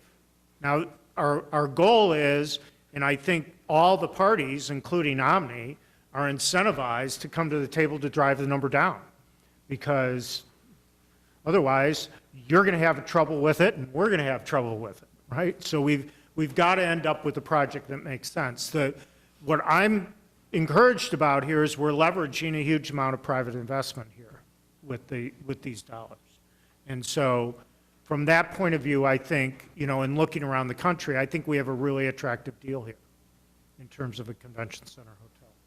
During the negotiation, is there going to be negotiation on number of rooms? Because I know that was one of the number of rooms and size of ballroom and all of those things that I think probably cause the public assistance that's needed. And then in the 500 block room, is that going to be part of the negotiation, or are we just going to be negotiating how the things are actually financed? I would say every topic is on the table, but I think, we've had a lot of experts look at the issue of how many rooms. And, everybody has come to kind of a consensus around 600. Yeah. It's not exactly, it could be 580, it could be 620, it could be, but I think what we've taken out of the process is that it's not going to be 400. 400 will not do the job, and there are lots of people and lots of experts that have indicated that. And that's a clear direction from the chamber, and it's a clear direction from everybody that we need to have significant room blocks to bring in new sets of conventions here to Oklahoma City to grow the business. Well, And 400 won't get us there. Well, I don't think you can say that 400 rooms won't assist in helping the convention center be successful. It might not be as successful as 600 rooms, but I don't think you can say that it Fair statement. won't be. Yeah, that's a won't at fair least statement. help. That's a fair statement. Now, Okay. obviously, there's levers that we can look at to change the subsidy. We could take out a bunch of rooms, and that would change the construction cost and therefore the subsidy on an almost dollar-for-dollar basis. But remember, when you reduce the rooms, you'd reduce the revenue. So there are levers that go like this. So you gotta be working all the levers. It's like a dashboard. You also reduce your ability to compete with other cities that have 600, 700, 800 rooms. Correct. And I've showed you some cities here that, I mean, we're going to be competing against Nashville, Fort Worth, Louisville, and Dallas, and Denver, and others. That's where you want to be, and that's where we started the process, is we want to be with those cities, among those cities, competing with those cities, growing like those cities, building an Oklahoma City that is competitive. And that was the goal. So, But also, I mean, it's the 500,000 square feet of ballroom meeting space. I mean, just the average person viewing this is not going to really think that that makes any sense when we're already building a convention center right across the street that has this already. And, you know, do we need that? Is that actually needed? And I think that's a legit question, and I think that we probably want it, but I'm not sure we need it. those are all good questions, and those will all be topics that we will spend a lot of time drilling down on. Yeah. And those will be the substance of what we would come back to you with in November. And maybe it's almost a workshop session. I don't mean to try and project the future here, but maybe we have to kind of engage in those type of discussions so you feel comfortable that we've really kind of squeezed this thing where we can squeeze it. Just one question maybe to Larry or those who've served on the committee. This number, 85 million, comes in, in the same ballpark as everything else that's happening across the country. It's what the Urban Land Institute study predicted. It's what the Convention Sports and Leisure study predicted. You've been saying, Larry, for a number of years here that you're hopeful that we won't have a subsidy. Were you disappointed? Were you surprised? Were you saddened that goal wasn't met? Am I disappointed that the goal wasn't met? Yes. Was I saddened that the goal wasn't met? Yes. Do I think that we can meet the goal? At this point, the information that I have, no. Therefore, if we want to move forward, we've got to move to a participation level that's higher than I would like to see, but you're going to have to make a decision. That's a collective view. Is it worth the risk to get the reward? And I'll just give you my upfront take. The answer to that question is yes, it is worth the risk. Ed, if I may comment on this, this is one side of the question. How much will it cost the city to participate in this activity? What would be helpful, I think, to both the council as well as the citizens of Oklahoma City is to receive data that will reflect the proposed return on an investment, just like a business would look at. Should we invest in this new facility? What will the business receive in return for making this type of capital investment? And I think we can get those numbers to show what type of return the city in the form of additional sales tax receipts will receive over the life of this project. And also, I would like to say, how many jobs would this development create locally? Because some of the complaints that I've heard about this whole convention center hotel is the simple fact that majority of these jobs will be outsourced out.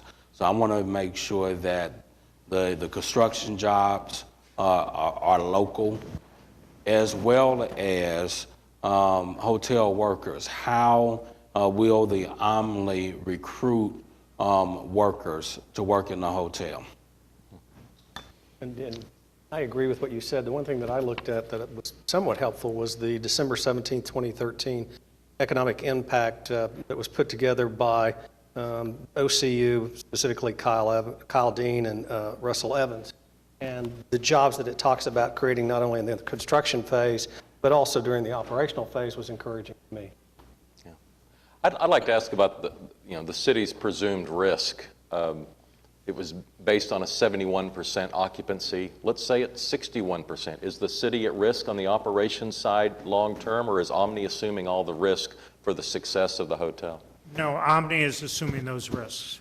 And so our goal when we come back to you, we would have a negotiated development agreement. That development agreement would outline the construction schedule, the construction cost. It would cap your participation, and Omni would then take the risk for the balance of the project, both for delivery of the project and then for the operational side of it. We would also expect that there will be ground rent. There are ground rents in the pro forma that would be due to the city, as well as potential participation on excess performance.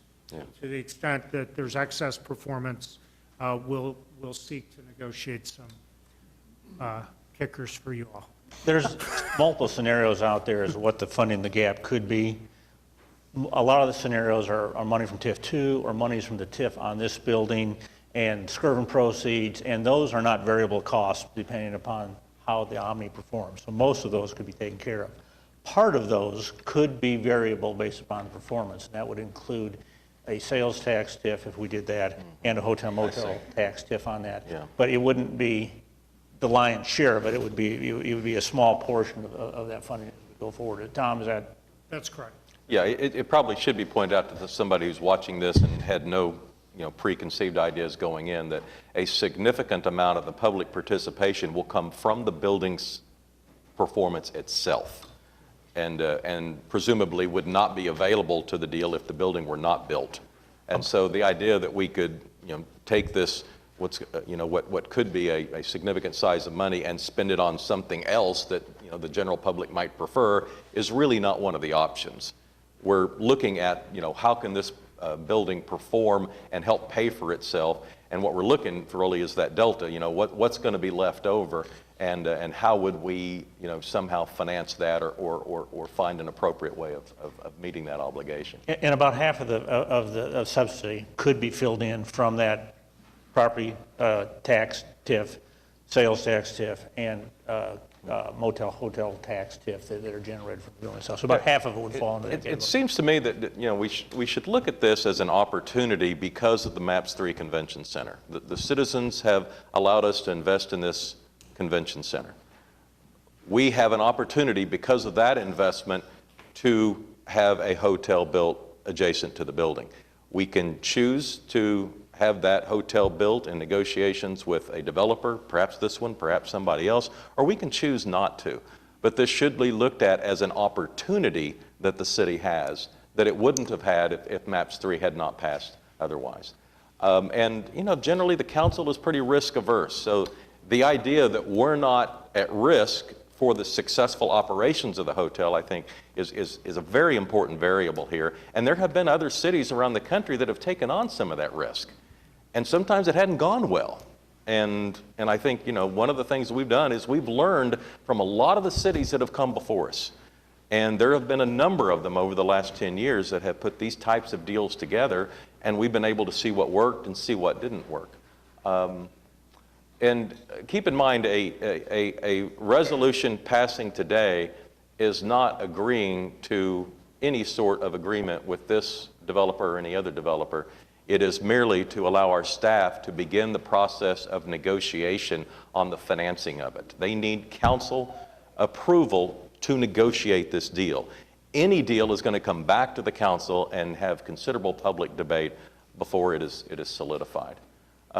Meg? Mayor, I just had two quick comments. One is I think your point is really well taken, that this is an opportunity. You know, we need to look at not the positive side of the question about do we do this, but what happens if we don't? I mean, there is a big risk to a number of investments that we've made if we don't take this step forward, and I think that's really worth thinking about. And as you look at those proposals, I am really comforted by the fact that Omni would be the developer, the owner, and the operator. Yeah, I mean, if we opened up a debt-free convention center, we're going to get positive gain going forward from that regardless of what we do. The point is, what is going to be our return on investment? How do we get the best ROI for the investment? And you know, based on other cities' experiences and the consultants that have been brought into the conversation, it would seem that a deal like this or something similar is going to increase the ROI. But that has to be something that the council is comfortable with. And so you know, my preference is that we allow city staff to start the negotiation process and see how it goes, and then, you know, come back at a later date and see how those negotiations have gone, and see, you know, what type of public participation might be necessary, and, you know, perhaps just as importantly, where would those dollars come from in the process? Okay. Are we, I don't think we were done with the presentation yet, but are we? The next part of the presentation, well, this is the recommendation, and I think we've all been through most of the points here about greater developer contribution, lower public participation. Omni has a great track record of being a private partner with a substantial balance sheet. The certainty of ownership and long-term commitment is important to us. It's been kind of one of the things that we've looked for in other transactions as well, and their experience and the entrepreneurial nature of their organization. With that, I'd like to invite Kenny Soodle from the Finance Department to kind of run through the menu of funding options, and then we can take it from there. Okay. Good morning, and I'll be quick. We just want to provide you this menu of funding options, and I'd like to say that this is something, you know, the team came up with some viable options, but just up front, I'd like to say we'd be happy to, take into consideration anything that you all would like us to add to the list. You know, our goal today is to get, if you have any feedback or in the near future as well on any of these options. So what I'd like to do is just very briefly describe each of these options, and then the next slide will talk a little bit about the amounts. So we've divided these into three categories, sort of how the discussion we've had a little earlier about some of these are hotel generated. So we could TIF the property taxes, we could TIF the sales taxes generated by the hotel, and would point out that would just be the 2% portion. We don't touch the other dedicated taxes. We could TIF a portion of the hotel occupancy tax, the 2% that's dedicated to convention and tourism. You know, we would leave the fairgrounds portion and the promotions portion alone. And then on the sales and hotel tax, both of those could also, if we make an application or approve, could possibly get state matching funds, so we could leverage that. And then the ground lease, even though it's a small amount, it's again something that we could use. It could be a point of negotiation. The second category is what we're calling, other existing sources. So these are sources that we have. We could use them. We don't have to change a policy or go to a vote or something like that. They exist today. So one of those was Kathy alluded to earlier, the Skirvin fund that some of the money we've collected in the past is going towards land acquisition, but going forward we receive a mortgage payment as well as a lease payment from that deal, and those are dollars that could be put into the deal. TIF number 2 has capacity that if you desired, we could use that as a funding source on this project as well. And then TIF 11, that's really just to say any other incremental revenues from that TIF district, which currently could be used. Currently, that's only the 499 building And so there's a small portion there that could be used. And lastly, other potential sources. These are things that would require either a vote of the people or would require maybe a change in policy. So the first one of those are GOLD bonds. That's our economic development bonds that were authorized in 2007. There's a small amount that might potentially be available. In addition to the existing bonds, we could also potentially put something in the future vote. I believe our budget director mentioned, we were talking about the capital plan earlier, was talking about an upcoming vote to authorize additional GO bonds. So that could be an option there. And then finally, you could do an increase to the citywide hotel occupancy tax or the rental car tax. So if you go to the next slide there. So I do want to say just quickly, we tried to put together some estimates here and give you a range. I want to stress that, these numbers are, to your point, Councilman, these are present value numbers, as if we had to monetize these or do a financing on these today. We've tried to be conservative. I've tried to look at this, Mayor, to your point about the risks. These numbers we try to be conservative, look at them, as if there needs to be a cushion on some of them that investors might require. But I do want to point out that, it's likely, as you were saying, some combination of these may need to be packaged up into one or more financings. All that's really subject to negotiations. Again, as we've talked about, do we need all the money up front? Do we need some of the money over time? But these numbers are all sort of under the assumption if we needed it all today. So again, we'd hope to get feedback and bring back a plan as part, with the redevelopment agreement, bring back a funding plan as well. And hopefully that would have more detail, talk about the risk. We've already begun working on different models, looking at different options, and but really we just don't know yet till we get into the negotiations what that'll look like. To answer one question, you're asking about interest rates. You all often ask me as your debt manager about interest rates when we come to you with a GO bond or a refunding or some other deal. And I would just say on this one, it's really hard to say until we put together the final funding plan, because we don't know what the structure looks like. We don't know what the coverages look like. We don't know if there would be city backing on a bond deal or if it stands alone. Those are all topics that we'll explore and we'll hope to bring back to you in the funding plan. Mayor? Yeah. One of the things that this brings up an opportunity that we haven't had in the past on items that were somewhat controversial with regard to maps. This gives us an opportunity to go back to the people and ask them what they think. And I think the idea that it could partially be funded through an increase in the hotel motel tax or in a citywide car rental tax would give an opportunity for the public to weigh in on this. And I don't think that's a bad idea. I heard Tom McDaniel's comment that the parking garage was an intended consequence of what we're doing. Well, I was here when the baby was born, and it wasn't something that I intended. And I don't know what the rest of you thought, but it wasn't discussed at that time. So we're talking about spending money that wasn't contemplated publicly at the time MAPS was passed. This just would give us an opportunity for the citizens to weigh in and say, yeah, I think that's a good idea, you're on the right track, this is a good way to fund it, or say, no, we don't think it's a good idea. And I think it's an opportunity we shouldn't pass up. I'm going to vote to go forward with this, despite the fact I have some reservations about it, but I certainly think that we should not miss the opportunity to let the public have a voice in what we're doing here.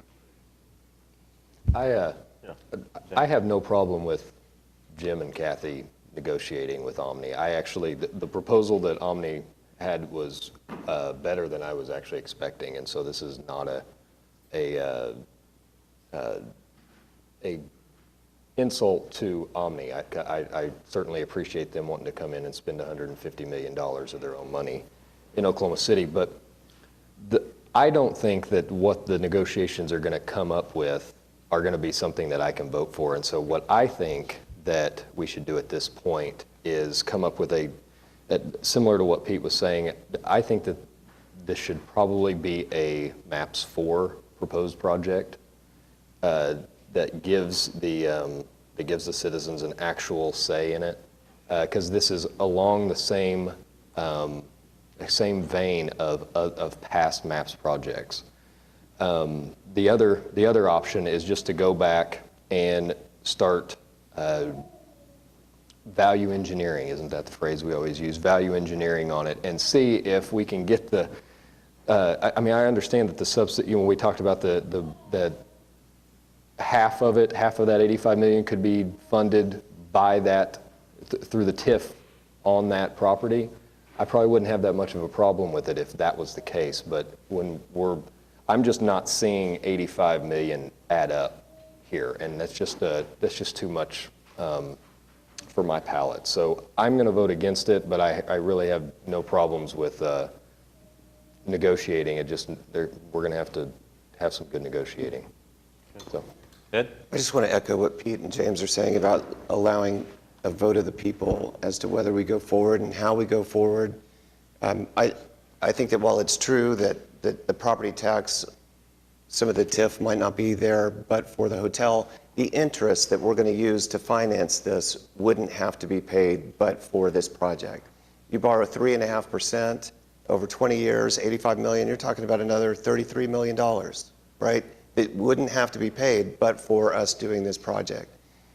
I continue to ask us to slow down and to maximize transparency and to maximize public participation in this very, very big project, which is going to be well over $100 million when you factor the subsidy, the interest, the land costs, and whatever you do with the park. To James's point, it's on par with other large MAPS projects.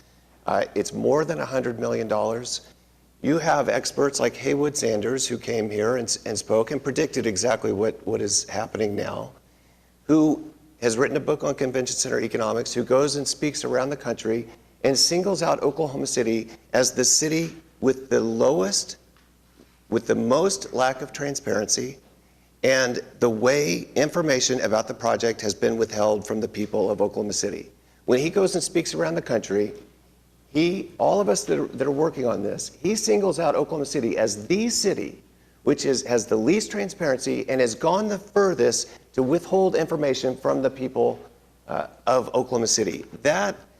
Whatever we did with the Citizens Advisory Board last week was shameful. We're better than that. The way it was brought on the $10 million for the parking garage with no previous warning, it's the same, it just fits in the same line with what Professor Sanders is telling the rest of the country about us. There's no reason that we had to just spring that on the Citizens Advisory Board last Thursday.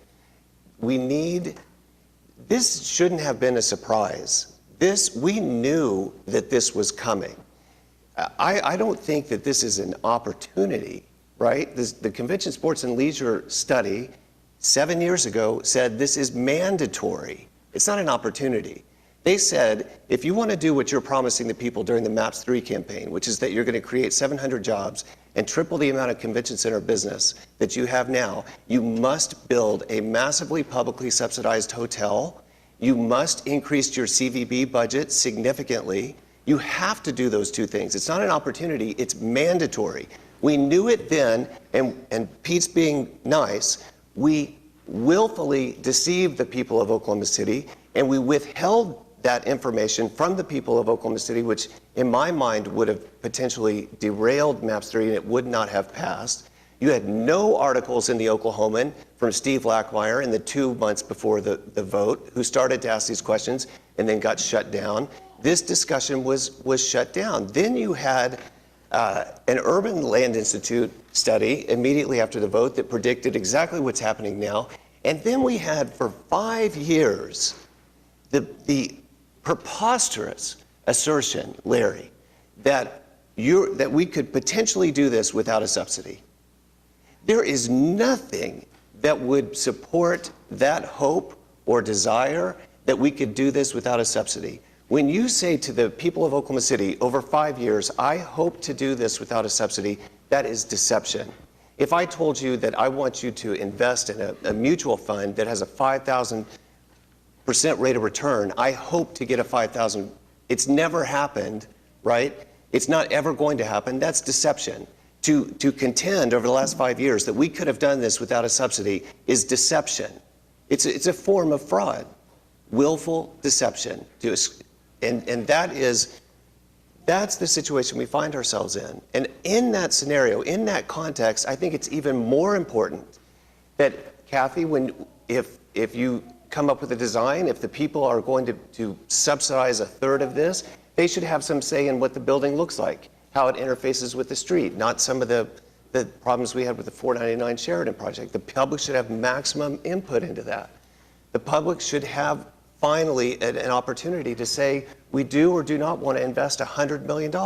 If it's great, if the number is there, David, that you're talking about, the data, the return on investment, let's get all that number together and present it to the people and do what James is talking about and make that campaign and explain to the people why this is a great return on investment and this would be a great MAPS 4 project. And let the people vote on it. But they've been deprived of that. They've been deprived of the knowledge. We could have been preparing a funding source years ago. Because if you look at what's happening around the country, we knew this was coming. We knew this $85 million plus interest was coming. And we could have been preparing how we're going to pay for it years ago. Instead, what I'm asking is that the public get the maximum amount of time to look at this. That we don't negotiate with something with Omni, right? And like the Citizens Advisory Board shameful act last week, right? With Larry and Jim sitting in the audience staring down it just feels wrong.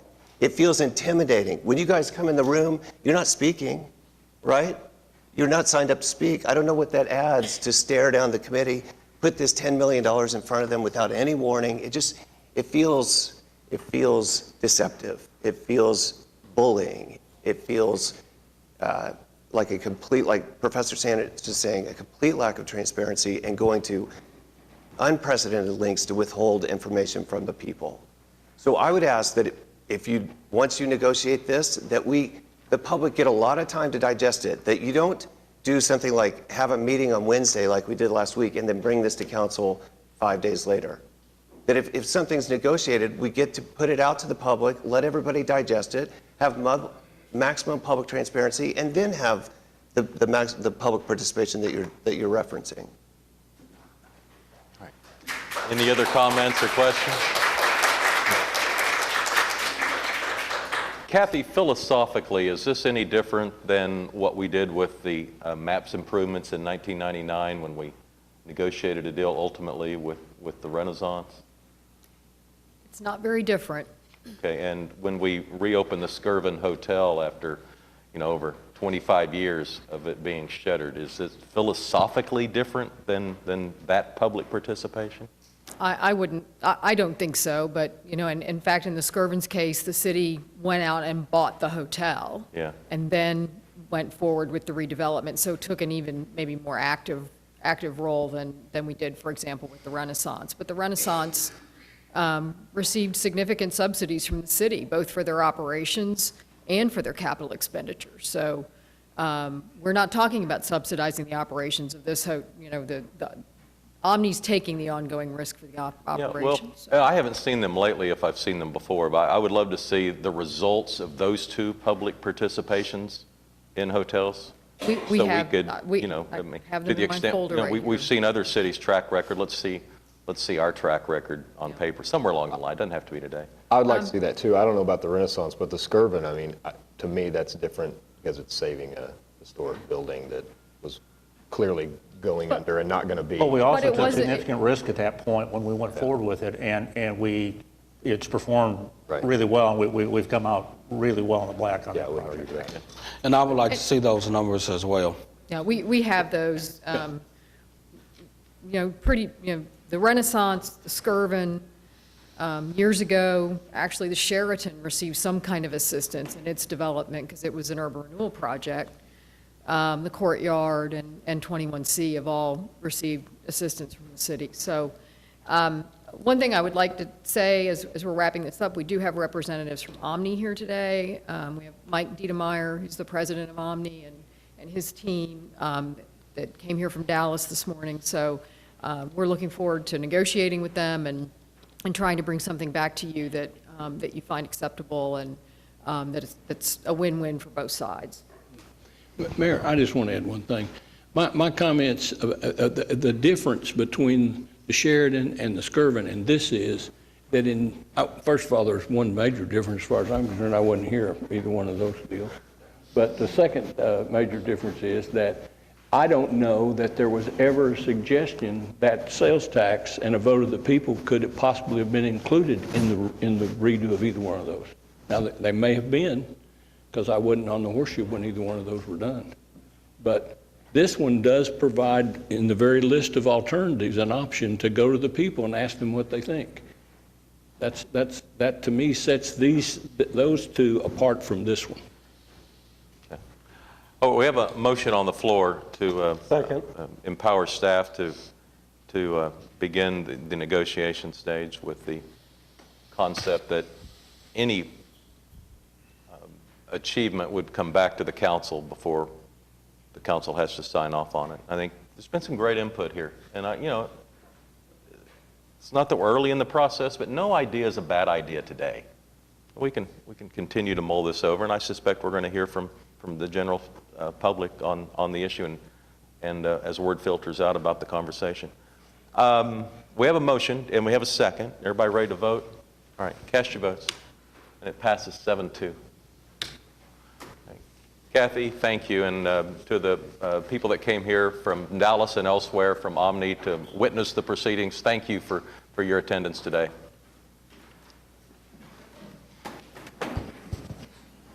All right, we're on item 9Q. Understand we do not need executive session on this item? That's correct. All right. Is there a motion to move 9Q forward? Cast your votes. Ed, your no light's still up. That's right. It passes unanimously. And item 9R, I understand we do need executive session. Is that right? Yes, sir. Okay. Is there a motion to move item 9R into executive session? All right. Cast your votes. It passes unanimously. Item 9S, understand we do need executive session. Yes. All right. Cast your votes. That item moves to executive session. Item 9T is claims recommended for denial. Is there anyone here hoping to speak under any item listed under 9T? All right, how about a motion? All right, cast your votes. It passes unanimously. Item 10 is claims recommended for approval. Is there anyone here hoping to speak under any item listed under item 10? All right, how about a motion? Cast your votes. It passes unanimously. Item 11 is items from council. I think as many people in the room know, we have a couple of resolutions that have been proposing that the council help celebrate an Indigenous Peoples Day. And there are a couple of we have several people that have signed up to speak, and we hope to hear from all of them. I would ask them to keep their comments to 3 minutes or less. And we'd love to hear new information and new insights. So if you're merely agreeing with everyone else that's come before you, I'd prefer you kept your comments shorter rather than longer. But it's your 3 minutes. You can do with it as you like. Just some advice from the council. Any comments from council before we start hearing from people? All right. Mary Ann Behard. And I'll ask people to give their name and address as they approach the microphone. All right, Reverend T. Sherry Dickerson.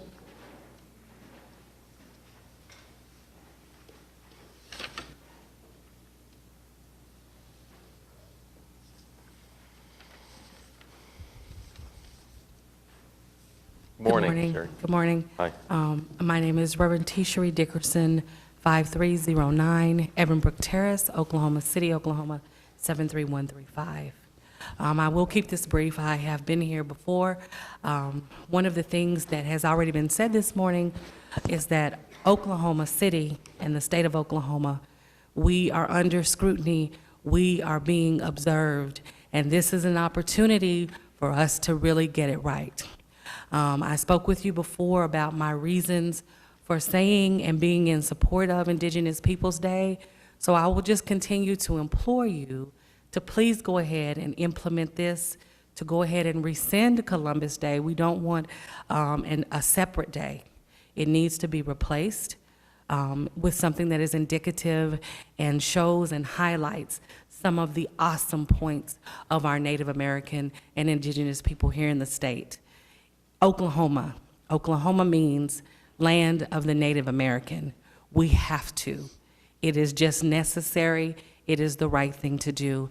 And I hope that you will understand how passionate all of us are here and are going to be supporting this effort. So we're going to keep coming and asking for you all to please implement Indigenous Peoples Day. Thank you. All right. Thanks, Sherry.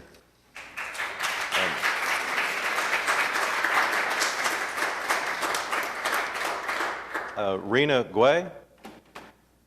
Good morning. Good morning. My name is Rena Gay. I live at 2346 Northwest 35th Street in Oklahoma City. And could I just get some clarification? Would I be speaking just on A here or both A and B? Either one. Either one or both? Yeah, sure. Okay, because I wasn't sure. I filled out two cards, so I'll speak to both points at this time. So first of all, in terms of the suggestion that the city do an annual Indigenous Peoples Day at a different time in August, I would oppose that. And I also wanted to say that I'm here representing two local organizations. One is the Center for Conscience and Action, which I'm a program director, and the other is Amnesty OKC, the local chapter of Amnesty International. So I'm just going to assume that this proposal is submitted with well-meaning intent and in the interest of compromise, but I would strongly oppose it. And basically it's unacceptable primarily because it was not made in consultation with Indigenous peoples or accepted by the Indigenous community. So I would urge you to not accept this as a compromise and vote no. On the B resolution, speaking for myself and the organizations I mentioned, we support this very strongly, and we feel that there are many benefits to the city for this. The education of our history, our true and full history, is very important for current standing, but also in terms of young people coming forward in the future to not make some of the mistakes that have been made in the past. It's also, I think has been mentioned, that it would be good for tourist business, and if there were a parade, my organizations and many others are very interested in participating. And finally, there's a social benefit. The more citizens that are involved in and invested in our city's well-being and future is always good for a city and for building community and trust among each other and going forward together. So thank you very much. Thank you. Jean Nicole Black.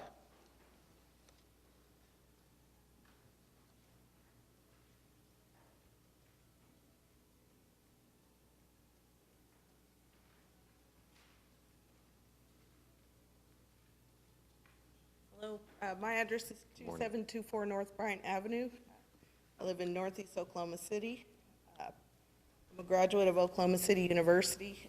I ask that you abolish Columbus Day and replace it with Indigenous Peoples Day for the dignity of the Native children. When children are very young, they have innocent hearts. They cannot yet recognize the historical injustices that will affect their lives. The older children learn of these injustices and look to learn whether the actions of the past have been set right or are they still being perpetuated. Are we protecting the innocence of the youth or are we hardening their young hearts? The youth know whether they are being nurtured, respected, and honored at home and by the local community. Continuing Columbus Day in OKC dishonors our youth, and it sets a standard that their lives don't matter. As a parent, I can take care of the nurture, respect, honor at home, but I cannot protect them from what they encounter in their OKC community. The youth are our future. Please take this historical step in the right direction to show the Native youth dignity and hope that they can live in a city that no longer observes Columbus Day. Thank you. Thank you.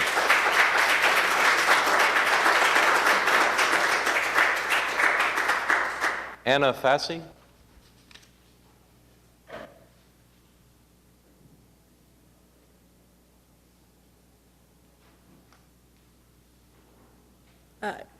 Good morning. The correct pronunciation of my last name is Facci. My name is Anna Facci. I live at 511 Northwest 33rd Street here in Oklahoma City. I'm here to speak as a citizen, but also on behalf of my organization, the Council on American Islamic Relations Oklahoma. We represent a diverse population of Muslims in the state, including many Muslims who are indigenous. The reality is that we have to stand with our indigenous communities. As I was walking up this morning, I walked past a plaque that caught my attention just outside the Civic Hall Center. You might be familiar with it. It looks like this. On it, it says, "The Indian background is as much a part of our local heritage as it is to 200 years of our national life. Adopting the white man's culture in so many respects, our Indians have lost some of their own, but thankfully they have retained a fierce pride in their own inheritance. They have enriched our professional, business, and cultural life." That's written in stone across the street from this very building. What the indigenous community is asking you, the city council, to do is to remove a holiday that celebrates an anti-indigenous mass murderer and replace it with a day that celebrates exactly what that stone commits us to: respecting the people whose land we took to be here today. My family moved to this country in the 20th century, but that does not make me exempt from all of the things that came before.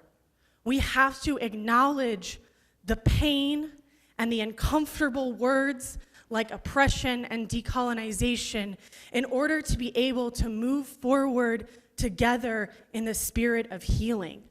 So as an Oklahoman, as the child of immigrants, as a representative of my community, the Muslim American community, of which there are, yes, indigenous American Muslims, I ask that you approve B resolution, which creates the Indigenous Peoples Day, replacing the day that would celebrate otherwise Christopher Columbus, and create a parade to celebrate this rich history of our country. Thank you.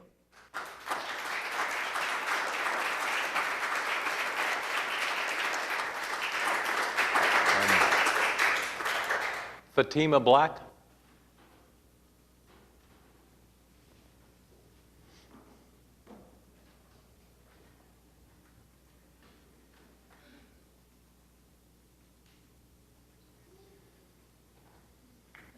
Hi, my name is Fatima Black, and my address is 2724 North Bryant Avenue, 73121. And I'm in 8th grade, and I attend Kip Reach Charter Schools, and I play AAU basketball, and I wish to abolish Columbus Day because my life matters.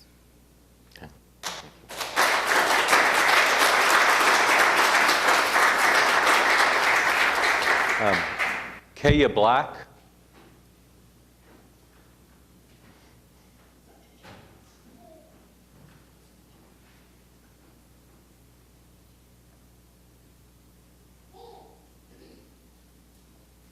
My name is Kaya Black, and I live 2724 North Bryant Avenue in Oklahoma City.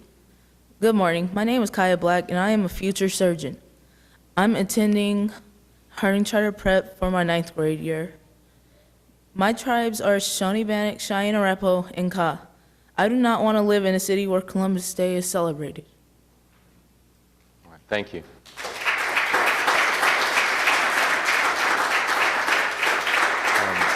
Grace Franklin?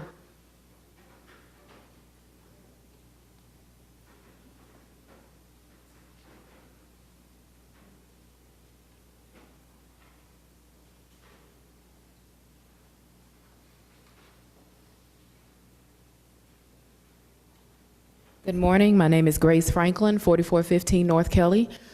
I'm coming as a representative for myself and also my organization, OKC Artists for Justice. We stand with the indigenous people in that we want to abolish Columbus Day and replace it with Indigenous Peoples Day. I know there's a pushback for traditionalists, per se, to move the holiday to a different date for Columbus Day. The problem with that is when tradition is wrapped in deceit and lies, you're defending something that is historically inaccurate, and it's also an attack on people's culture and Native and Indigenous people's lives. So we ask that this council go ahead and move to replace the holiday. Do not remove Columbus Day to another day. Go ahead and erase that and correct that part of history which should have never been written in that way in the first place. Economically, for the city, it would be beneficial. Also, on the world stage, Oklahoma City has been an example of many things and a model for many things in this country. And we should be a model in how to correct history and how to uplift people and culture who should have never been removed or attacked or massacred. So we really would like for the council to go ahead and abolish Columbus Day and replace that with Indigenous Peoples Day. Thank you. All right. Thanks, Grace.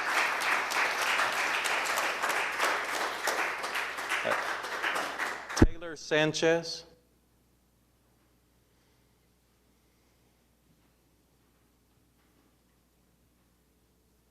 Good morning. My name is Taylor Sanchez. I live at 2200 Classen Boulevard. I am from Norman. I'm a student at OU. I'm here to speak today in solidarity with the indigenous peoples of Oklahoma as a fellow brown person of the Americas. I'm Chicana, and my family's father is from Mexico. Unfortunately, as my grandparents performed that sacred walk to to the U.S., my family's indigenous history and culture has been continually lost throughout the generations. I think that this is the reality for a lot of indigenous peoples, not just in Oklahoma, but in the Americas, living under colonization, and it is a constant threat. I want to urge the council to vote against the Stonecipher and Griner resolution to declare Indigenous Peoples Day as August 9th, and because it is significant and important to recognize Indigenous peoples on the second Monday of October.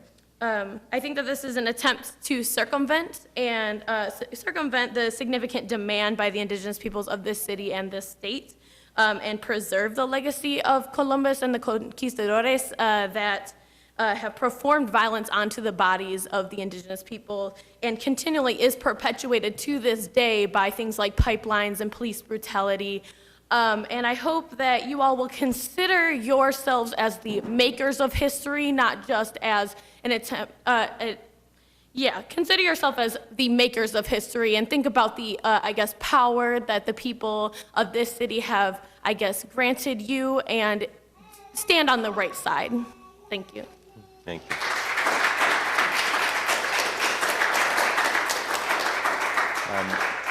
Sydney Gray.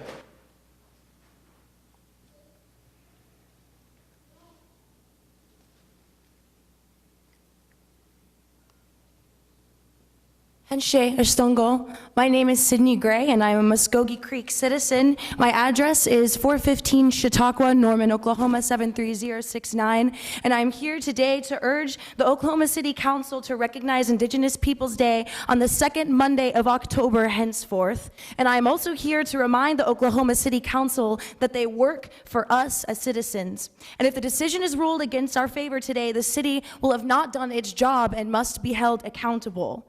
And I would like to take the time to point out that James Griner and Mark Stonecipher's alternative resolution to recognize Indigenous Peoples Day in August is not an act of goodwill. It is disrespectful and a slap in the face to the Native people who have organized around the original resolution to recognize it on what is traditionally known as Columbus Day. Griner and Stonecipher's gesture demonstrates a complacency in celebrating indigenous genocide for generations to come, and their insistence on ignoring the needs of their constituents. And we have repeatedly requested recognition of Indigenous Peoples Day on this specific date. And if the resolution passes, Resolution B, the city will once again, and for the second year in a row, display its lack of regard for the voices of Indigenous peoples on Indigenous issues, thereby creating a racial divide on the lines of the community by refusing to act on the needs that they have expressed. I am one of the students who was successful in getting the University of Oklahoma Student Government Association to recognize Indigenous Peoples Day on the second Monday of October that last year. In this regards, OU is already head of the city. It is absolutely critical that Indigenous Peoples Day is recognized on the second Monday, October, and any other date is disrespectful and derailing. And I am not going to waste breath on explaining the significance of this date because clearly the council does understand. Instead, I would like to remind you of the tragic statistics that our youth and our children face in Indian country, especially here in Oklahoma. Our youth face the highest suicide rates more than any other youth group in the United States. Suicide is the second leading cause of death in our community, is at 2.5 times higher than the national average for other youth groups. The high school dropout rate for our youth is also double the national average, and we know that our youth are damaged by stereotypical mascot representations and nationwide celebrations of their own genocide on Columbus Day.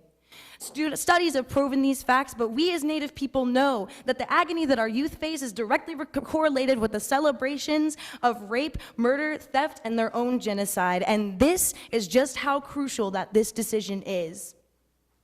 We have the highest population of the second highest population of Indigenous people here in here in Oklahoma, and where we have 39 federally recognized tribes, where, including my people, were marched here on the death march known as the Trail of Tears. Oklahoma is still known as Indian Territory, and so many of us are here.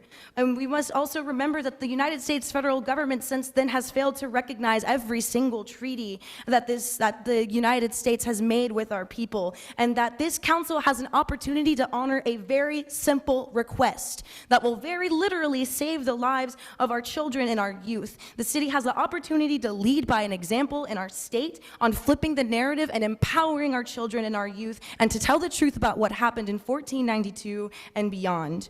So today I urge the city to vote on Resolution B and stand on the right side of history and vote against Griner and Stonecipher's resolution to recognize Indigenous Peoples Day on a random day. The city must do its job in serving the people, and if the city makes a decision that opposes our needs, and the city is already aware of the repercussions that they will face, and those responsible must be held accountable, in that we are organized as an Indigenous people and we have connections to our communities, and this decision will not go unnoticed. Thank you.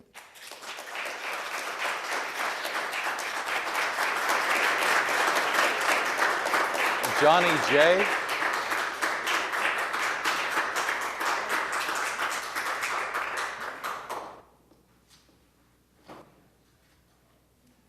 Hi, my name is Johnny J. My address is 2309 Northwest 38th Street, Lawton, Oklahoma 73505. This is the second year that we have come before you, and we will continue to show up until our words no longer fall on deaf ears. Once again, I would like to stress that the UN World Indigenous Peoples Day is not synonymous with Indigenous Peoples Day, celebrated on the second Monday of October. It is not a substitute, it is not a compromise. Oklahoma City does not celebrate Columbus Day. The city will be losing nothing, and it will cost you nothing to recognize Indigenous Peoples Day in place of Columbus Day. As Native people and community organizers, we have put in the time and labor to mobilize our efforts and to gather community support, which we have. You know the cultural significance of recognizing Indigenous Peoples Day on the second Monday of October. You know the progress that it marks for us as human beings in not celebrating genocide. You have also been made aware of our coalition efforts in planning a parade for October 9, 2017, that has the support and participation of very diverse Native and non-Native organizations. So it is baffling that without consultation and without respect for our labor, a resolution is introduced to recognize August 9th, the UN's World Indigenous Peoples Day. But if you can recognize a non-Native created day of recognition, you can most certainly recognize the second Monday of October as Indigenous Peoples Day as well. standing in continued support and solidarity with Native communities in cities like Seattle, Berkeley, even McAllister and Anadarko, as well as other communities here in Oklahoma that are committed to positive change and growth. Thank you. All right, thanks, John.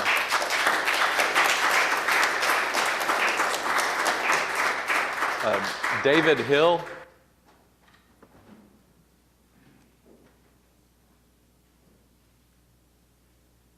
My name is David Hill. I'm Choctaw from Oklahoma.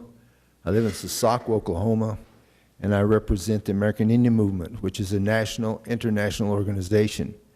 And we take up the problems of our people nationally and internationally. And Columbus Day has been an issue throughout the Americas and continues to be so, and a lot of cities throughout America have abolished Columbus Day. Albuquerque recently, Seattle, to name a few.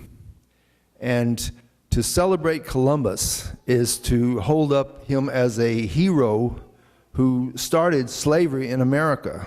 He started sex trafficking in America. He started exploitation and torture in America. And even the black people should be against Columbus Day, because out of Columbus came slavery. And there's not much I can add to. These people have spoken really well about these issues. But who our heroes are and who we celebrate defines our value system. And if you want to continue to celebrate Columbus Day, then we can see what your value system is. You want to maintain racism, you want to maintain wage slavery and a lot of the other negative things that face our people and your people, the poor, the oppressed, people of color. And you know, you have violence that's taking place across America. Well, someone once said, violence is a barometer of oppression. And oppression starts with children and carries on through adulthood. And we as a people, doesn't matter what color you are, we need to remove anybody that's held up as a hero because that we're oppressive people. If we were going to celebrate Timothy McVeigh Day, you would understand, or if we wanted to celebrate Hitler Day, you would understand, you know, or somebody wanted to celebrate James Earl Ray Day, you know, the black people would understand, you know, and you as a people need to quit holding up some racist murderer as a hero and celebrating him. And that's all I got to say. Thank you. All right, thanks, Dave. Christina Owen.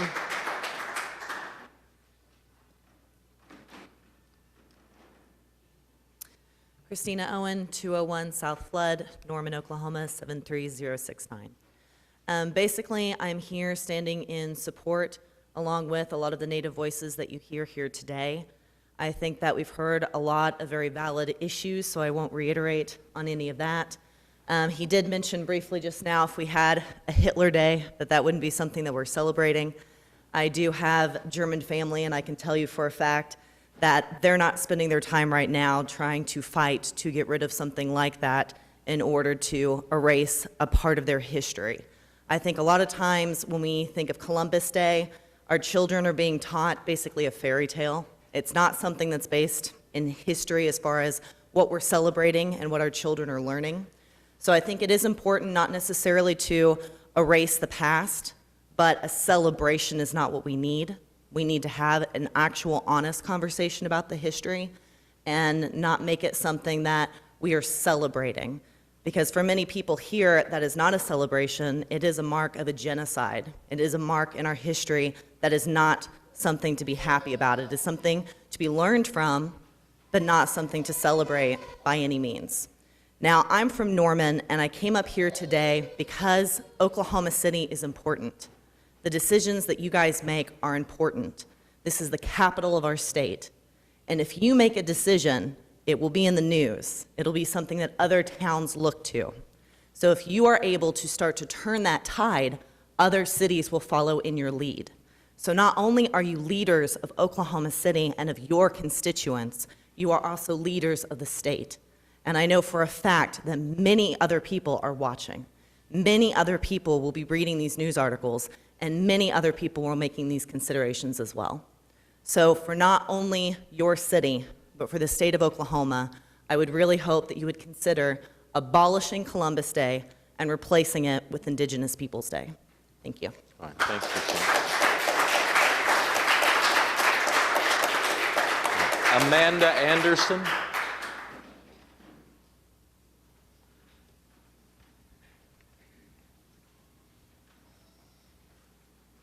Halito, Amanda Anderson, 4800 South Foster Road, number 219, Oklahoma City, 73129.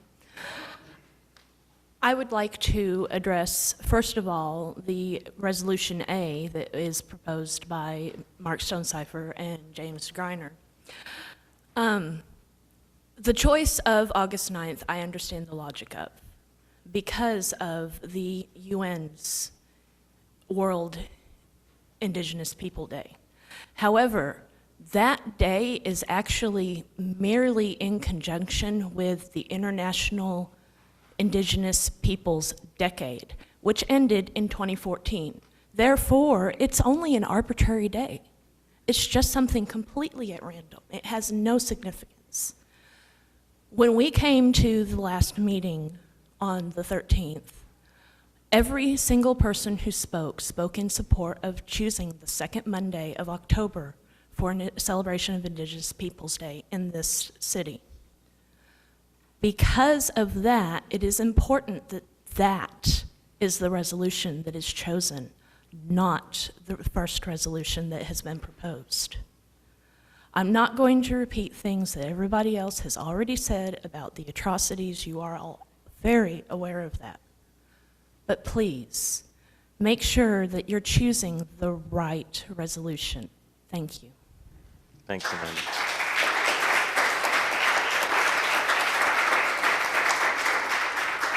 Tammy Adams.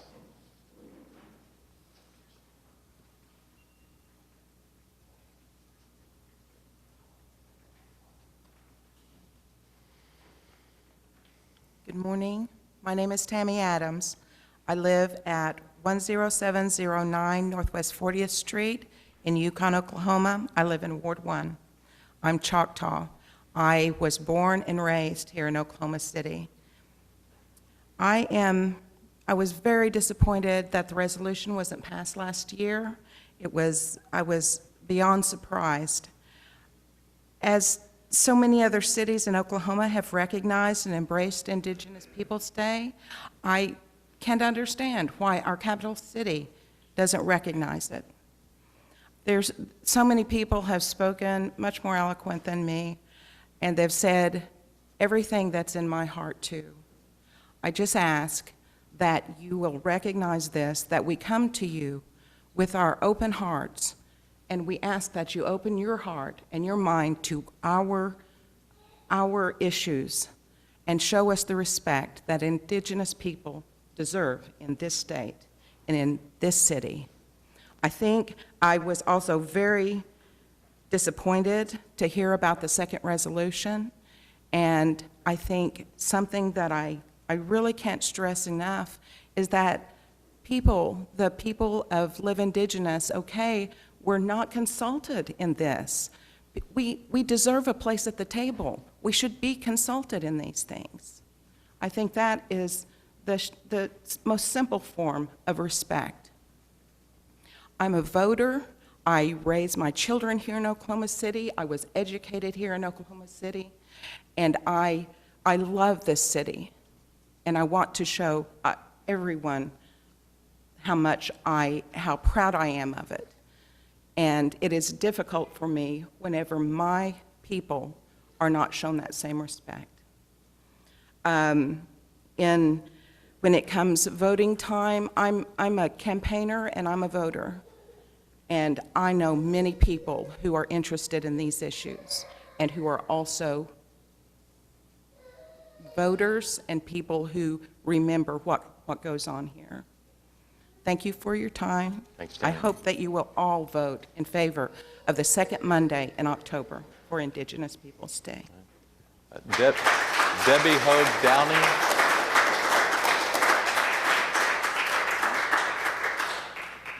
Debbie Hogue Downing.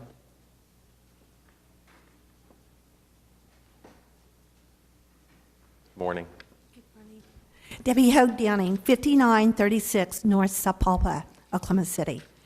I'm a member of the Choctaw Nation. Thank you for this privilege to speak this morning. I spoke last time also. The eyes of the United States have been on Oklahoma in the past days. My heart aches for what's happened there. For us as Indigenous people on Columbus Day, our heart aches. When one group sees injustice, we all see injustice. So it's time that you as a city council see the injustice of what's happened. Let's look at the Indigenous People Day for October, because that's important to us. That's what we brought to you last year, and we continue to bring that to you again this year. And let's tell the rest of the story. You all have had information about it. Now let's tell the rest of Oklahoma City the rest of the story, and have this parade, have information about Indigenous people this year. Thank you. Thanks for coming. Okay.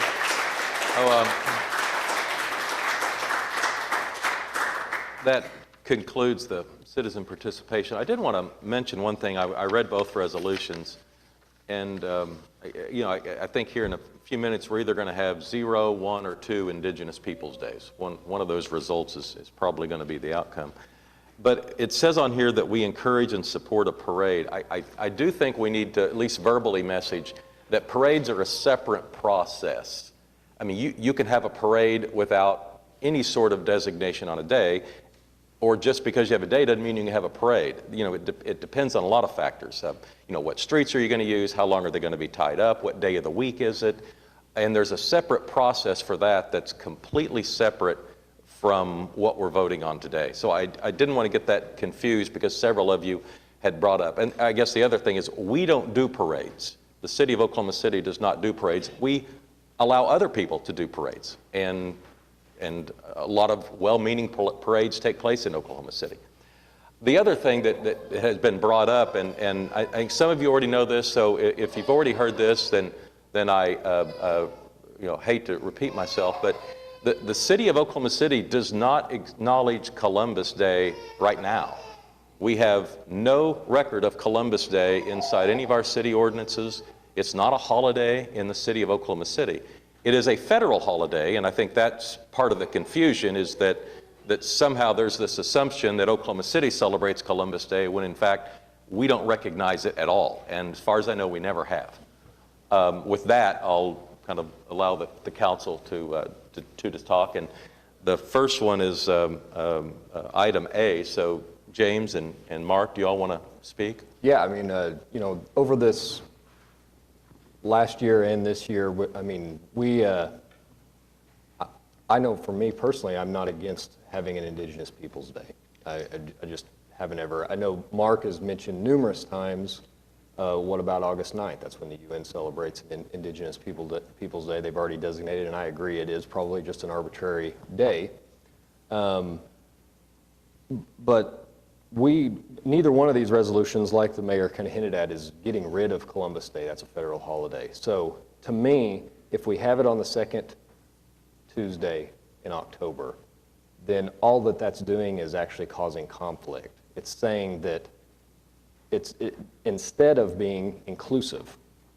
And so for me, the August 9th date, or any other arbitrary date we want to come up with, is more inclusive than having it on the second Tuesday in October. And for me, I don't view our role on the council as putting Christopher Columbus on trial, addressing really his legacy at all. We haven't created a Columbus Day, and so that's definitely you need to talk to your congressmen and senators about that too, if you really want to change that, because they're the ones that created it, or that entity created it. So that was my intent on August 9th, because I'm absolutely not against Indigenous people having an Indigenous Peoples Day in Oklahoma City. Okay, Mark? After the last council meeting, James walked out and he walked up to me and he mentioned, what about having a resolution to have this on August 9th? And I said that was a great idea, I thought. It was a compromise. And that's why I was elected to office, was to work with other people and to compromise and to come up with solutions that make everybody, maybe not completely happy, but work together and continue to move together in the right direction. I see this country as so polarized right now on so many different levels that I want it to stop, and I want us to unite. And in this instance, I firmly believe that to celebrate this on the second Monday is a divisive move. It's a move that will offend large groups of people. There are 26 million Italian Americans in the United States. They like to celebrate on the second Monday in October, Columbus Day. It's their Italian heritage. If you look, for example, at the parade in New York, there are numerous parades all over the East and in the Midwest and in the West celebrating Columbus Day. But if you just look at the New York parade, there's 35,000 people that attend that parade. Past Grand Marshals have included Mario Cuomo, Rudolph Giuliano, Joe DiMaggio, Tommy Lasorda, the Honorable George Pataki, and Justice Antonio Scalia.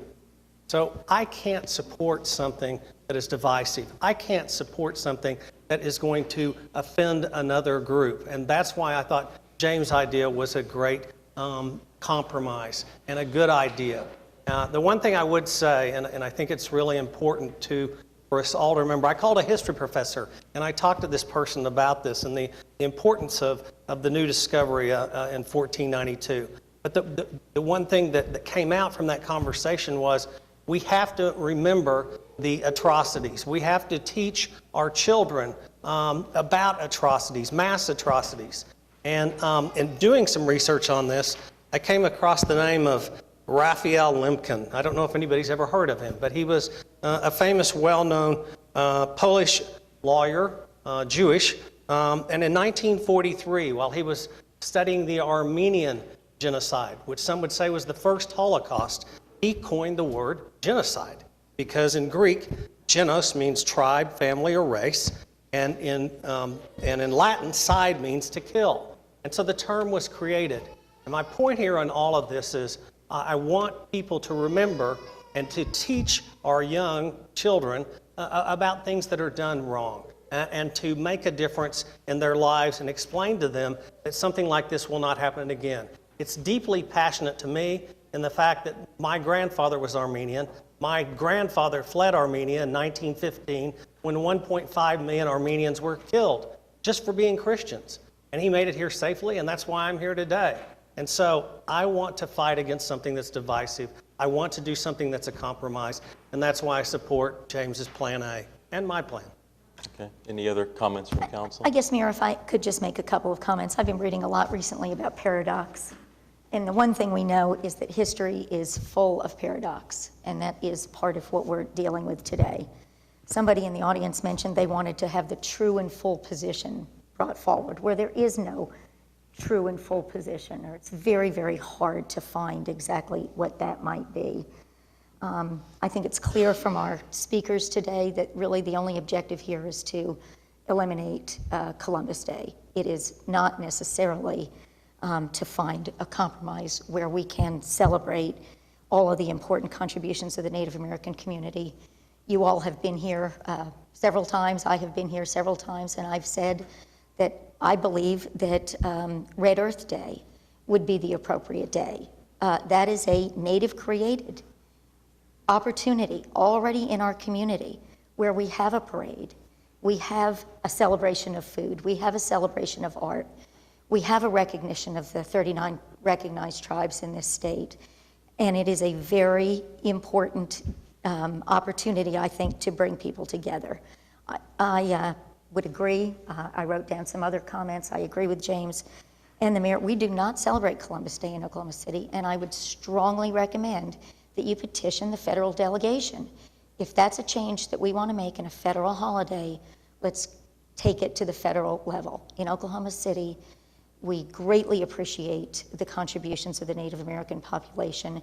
We have a place to celebrate it, and let's embrace that opportunity and celebrate it on the opening day of Red Earth Day, and that's my perspective.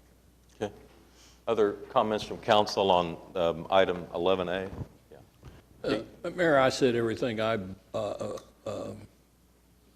have to say about it a year ago. I mean, I still feel the same way I did then. I think it's time to do it. I do think it's the idea of doing it in some other day without conversation with indigenous people is borders on insulting. And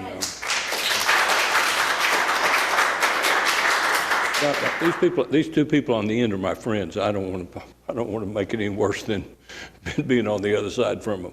But I just think it's time we do it. It's we're not changing a day.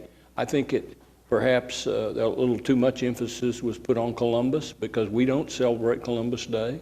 But I do think if that's what the Native people in Oklahoma or across the country want, I think that's a day that ought to be done easily in Oklahoma City. We're not replacing something. We're just honoring people that make up a huge part of our population and at least half of our heritage, if not more. And I just think it's time to do it. Okay. Larry?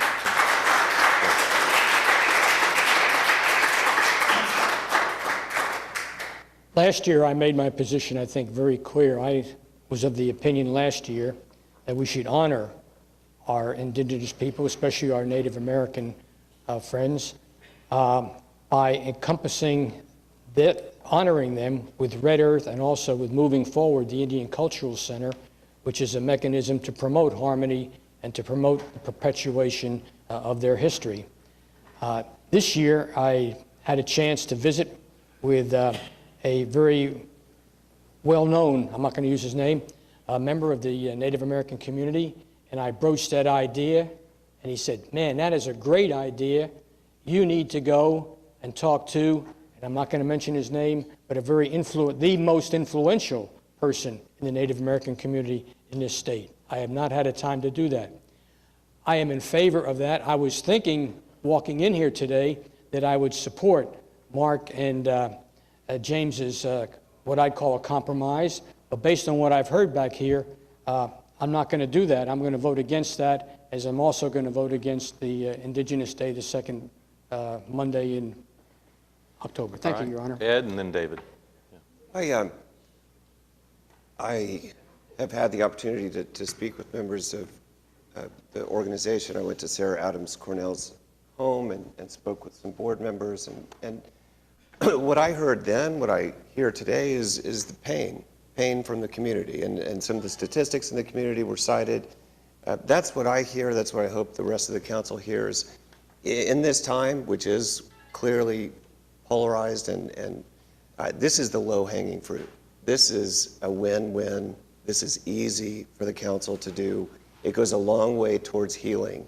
What I heard in the pain is, and it was clear in meeting with the board that they didn't want this to just be another trial, putting on the evidence about Columbus that was done last year. And I hope everybody notices that really wasn't brought up this year. We didn't focus on that.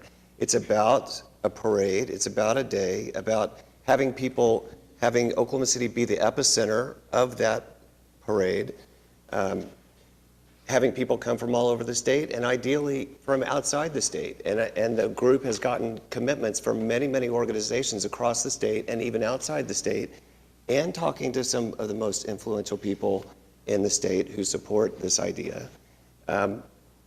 And I think there's momentum for that. And I think the signal here, I think they understand absolutely that it's a separate process for the parades. You have to apply for street closures and all that kind of things. But it's just the council saying we support the intent of having a parade, I think goes a long way towards getting those commitments from people throughout the state and outside the state to descend upon Oklahoma City on the second Monday of October.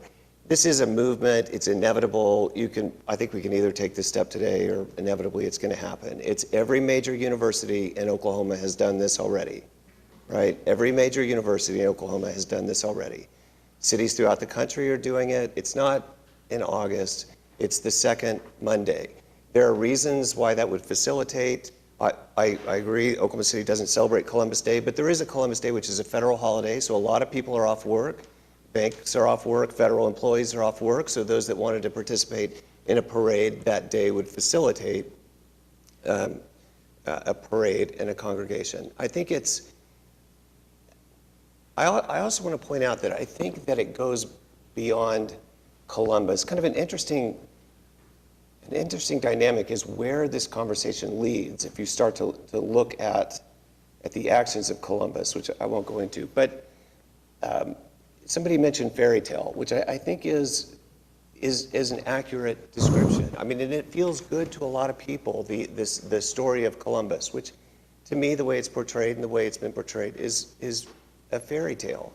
Now, there is a history in Oklahoma which has some of the same kind of fairy tale aspects. This idea that nobody was here, we had a land run, we had the pioneering spirit of Caucasian Oklahomans, and that's, you know, and then that's how Oklahoma City and Oklahoma came to be. Not that there was this final solution, that Oklahoma and Oklahoma City is actually kind of we were the integral piece to the federal government's final solution, the ethnic cleansing that happened in this country that drove all these tribes to Oklahoma. And that pain was expressed here, and you can see that's on the surface. So I think that it goes beyond just Columbus and what happened in 1492. It's the entire situation, the entire history, and the history in Oklahoma's history. None of us participated in that ethnic cleansing, but it's a very real part of our history, and we can embrace that and discuss it openly and let the healing and the pain, which is evident, begin to heal. And it's just such low-hanging fruit. It's so easy. There is no one here asking that it not be on the second Monday of October. Not last year, not today. I don't know if you guys gotten any emails. I haven't. No one is asking that we not do this, but lots of people clearly are interested in doing it, just as every major university in Oklahoma has done, just as other large cities in Oklahoma have done, and cities throughout America have done. Either do it the second Monday in October or don't do it at all. I think without consulting, and I understand the intent, which was to compromise, and I think that's laudable. But I think there needs to be consultation with those who are asking for it, and I think it's demeaning and not a good idea to do it in August. We're going to just come right back next year, and it will be brought back every year until I think the inevitable happens. Which these are dominoes that are falling. They're going to fall everywhere, and it will happen here. If it's this year or in future years, that's okay. But I hope that the council hears the pain, tries to facilitate the healing, and I think that's inclusive, Mark. And I think that they've tried to compromise and not focus on Columbus, but focus on the healing and what good could come out of a congregation here in Oklahoma City on the second Monday of October. Thanks. All right, David. Thank you, Your Honor. Excuse me. I didn't plan on this ending at that time, but you know, when I first heard about this effort over a year ago, I was really drawn to the effort because I thought it would be a great opportunity to showcase the achievements and some great examples of American Indians who've been a tremendous asset to this country. And so last year I voted for it, and again, as I said, I was initially drawn to it, but even during last year's presentation and even today, I know this year's presentations has not been as focused on the atrocities that were performed on the American Indians, but it still has a sense of negativism if we focus on Columbus Day. And I don't think we need to go back 500 years to find examples of injustices that have occurred. Unfortunately, today, there are still many examples of man's inhumanity to fellow man in the form of human trafficking, domestic abuse, the wars that are going on in certain parts of the country. We currently live in a challenging time. So instead of trying to continue or perpetuate a negative or a almost divisive perspective, I would be more inclined to focus on trying to find individuals, American Indian individuals, that we could focus on their lives and achievements and celebrate their lives. You know, we could start with like Sequoyah, a great educator, and all the accomplishments he was able to bring not only to Native Americans or American Indians, but to all of Americans. We could look at the life of Jim Thorpe, a great athlete, and he was a part of the effort to assimilate American Indian children into the white culture and the problems that that created. This book, The Real All-Americans, does a tremendous job of telling the history of the United States during this time period and the efforts to attempt to assimilate American Indians into the white culture. Big mistake. He overcame that and was able to achieve great success as an athlete. And then finally, we could look at someone like Alan Hauser, my favorite artist, not my favorite American Indian artist, but my favorite artist, the first Cherokee Apache born into freedom in 1915. Up until that time, that whole tribe, that whole nation was in prison down in Fort Sill, and the crime they committed were being a member of the Apache Nation. And yet, he overcame those difficulties and became a great artist, a great spokesperson for American Indians. Those are just 3 examples. There's numerous examples that we could showcase and have resolutions to focus on the contributions of American Indians throughout the year. And that's what I would encourage us to consider. And I know we could work with this group to help identify those various days throughout the year. Not limit it to one day, but to have as many as we could find, and use it again to focus on individuals, American Indians, who encountered the same challenges and many more challenges than what we may ever encounter, and overcame those, made great achievements in their lives, and contributed to the well-being of all of us here in the United States. Thank you. I like that idea. All right, thank you, Mr. Mayor. I do want to thank you all for coming out and continuing the push for this day.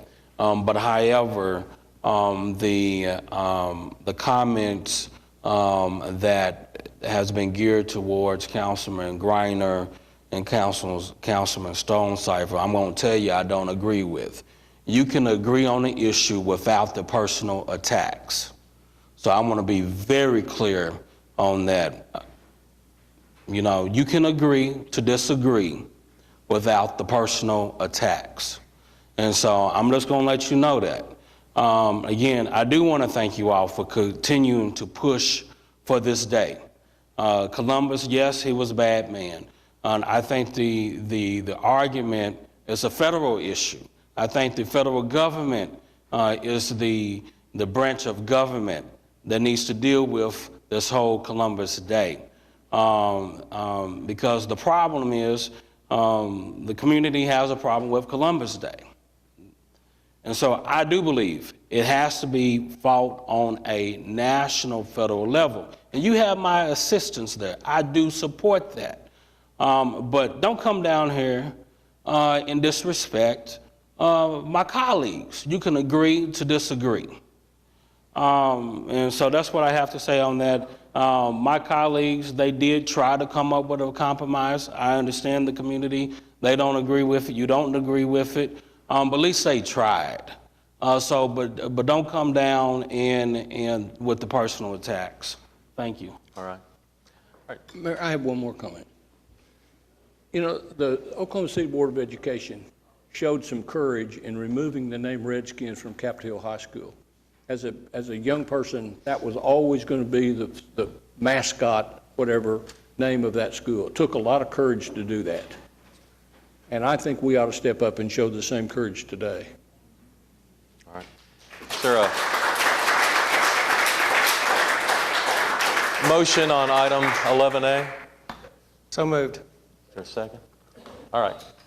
We're voting on item 11A, the August 9th. All right, cast your votes. The item fails 3-6. Is there a motion on item 11B? Okay, we have a motion and a second. We're voting on the second resolution. The motion fails by that same 3-6. All right. Do you want to have executive session and come back and do the city manager reports? Let's do that. We have a couple other citizens to be heard. We'll come back and do that.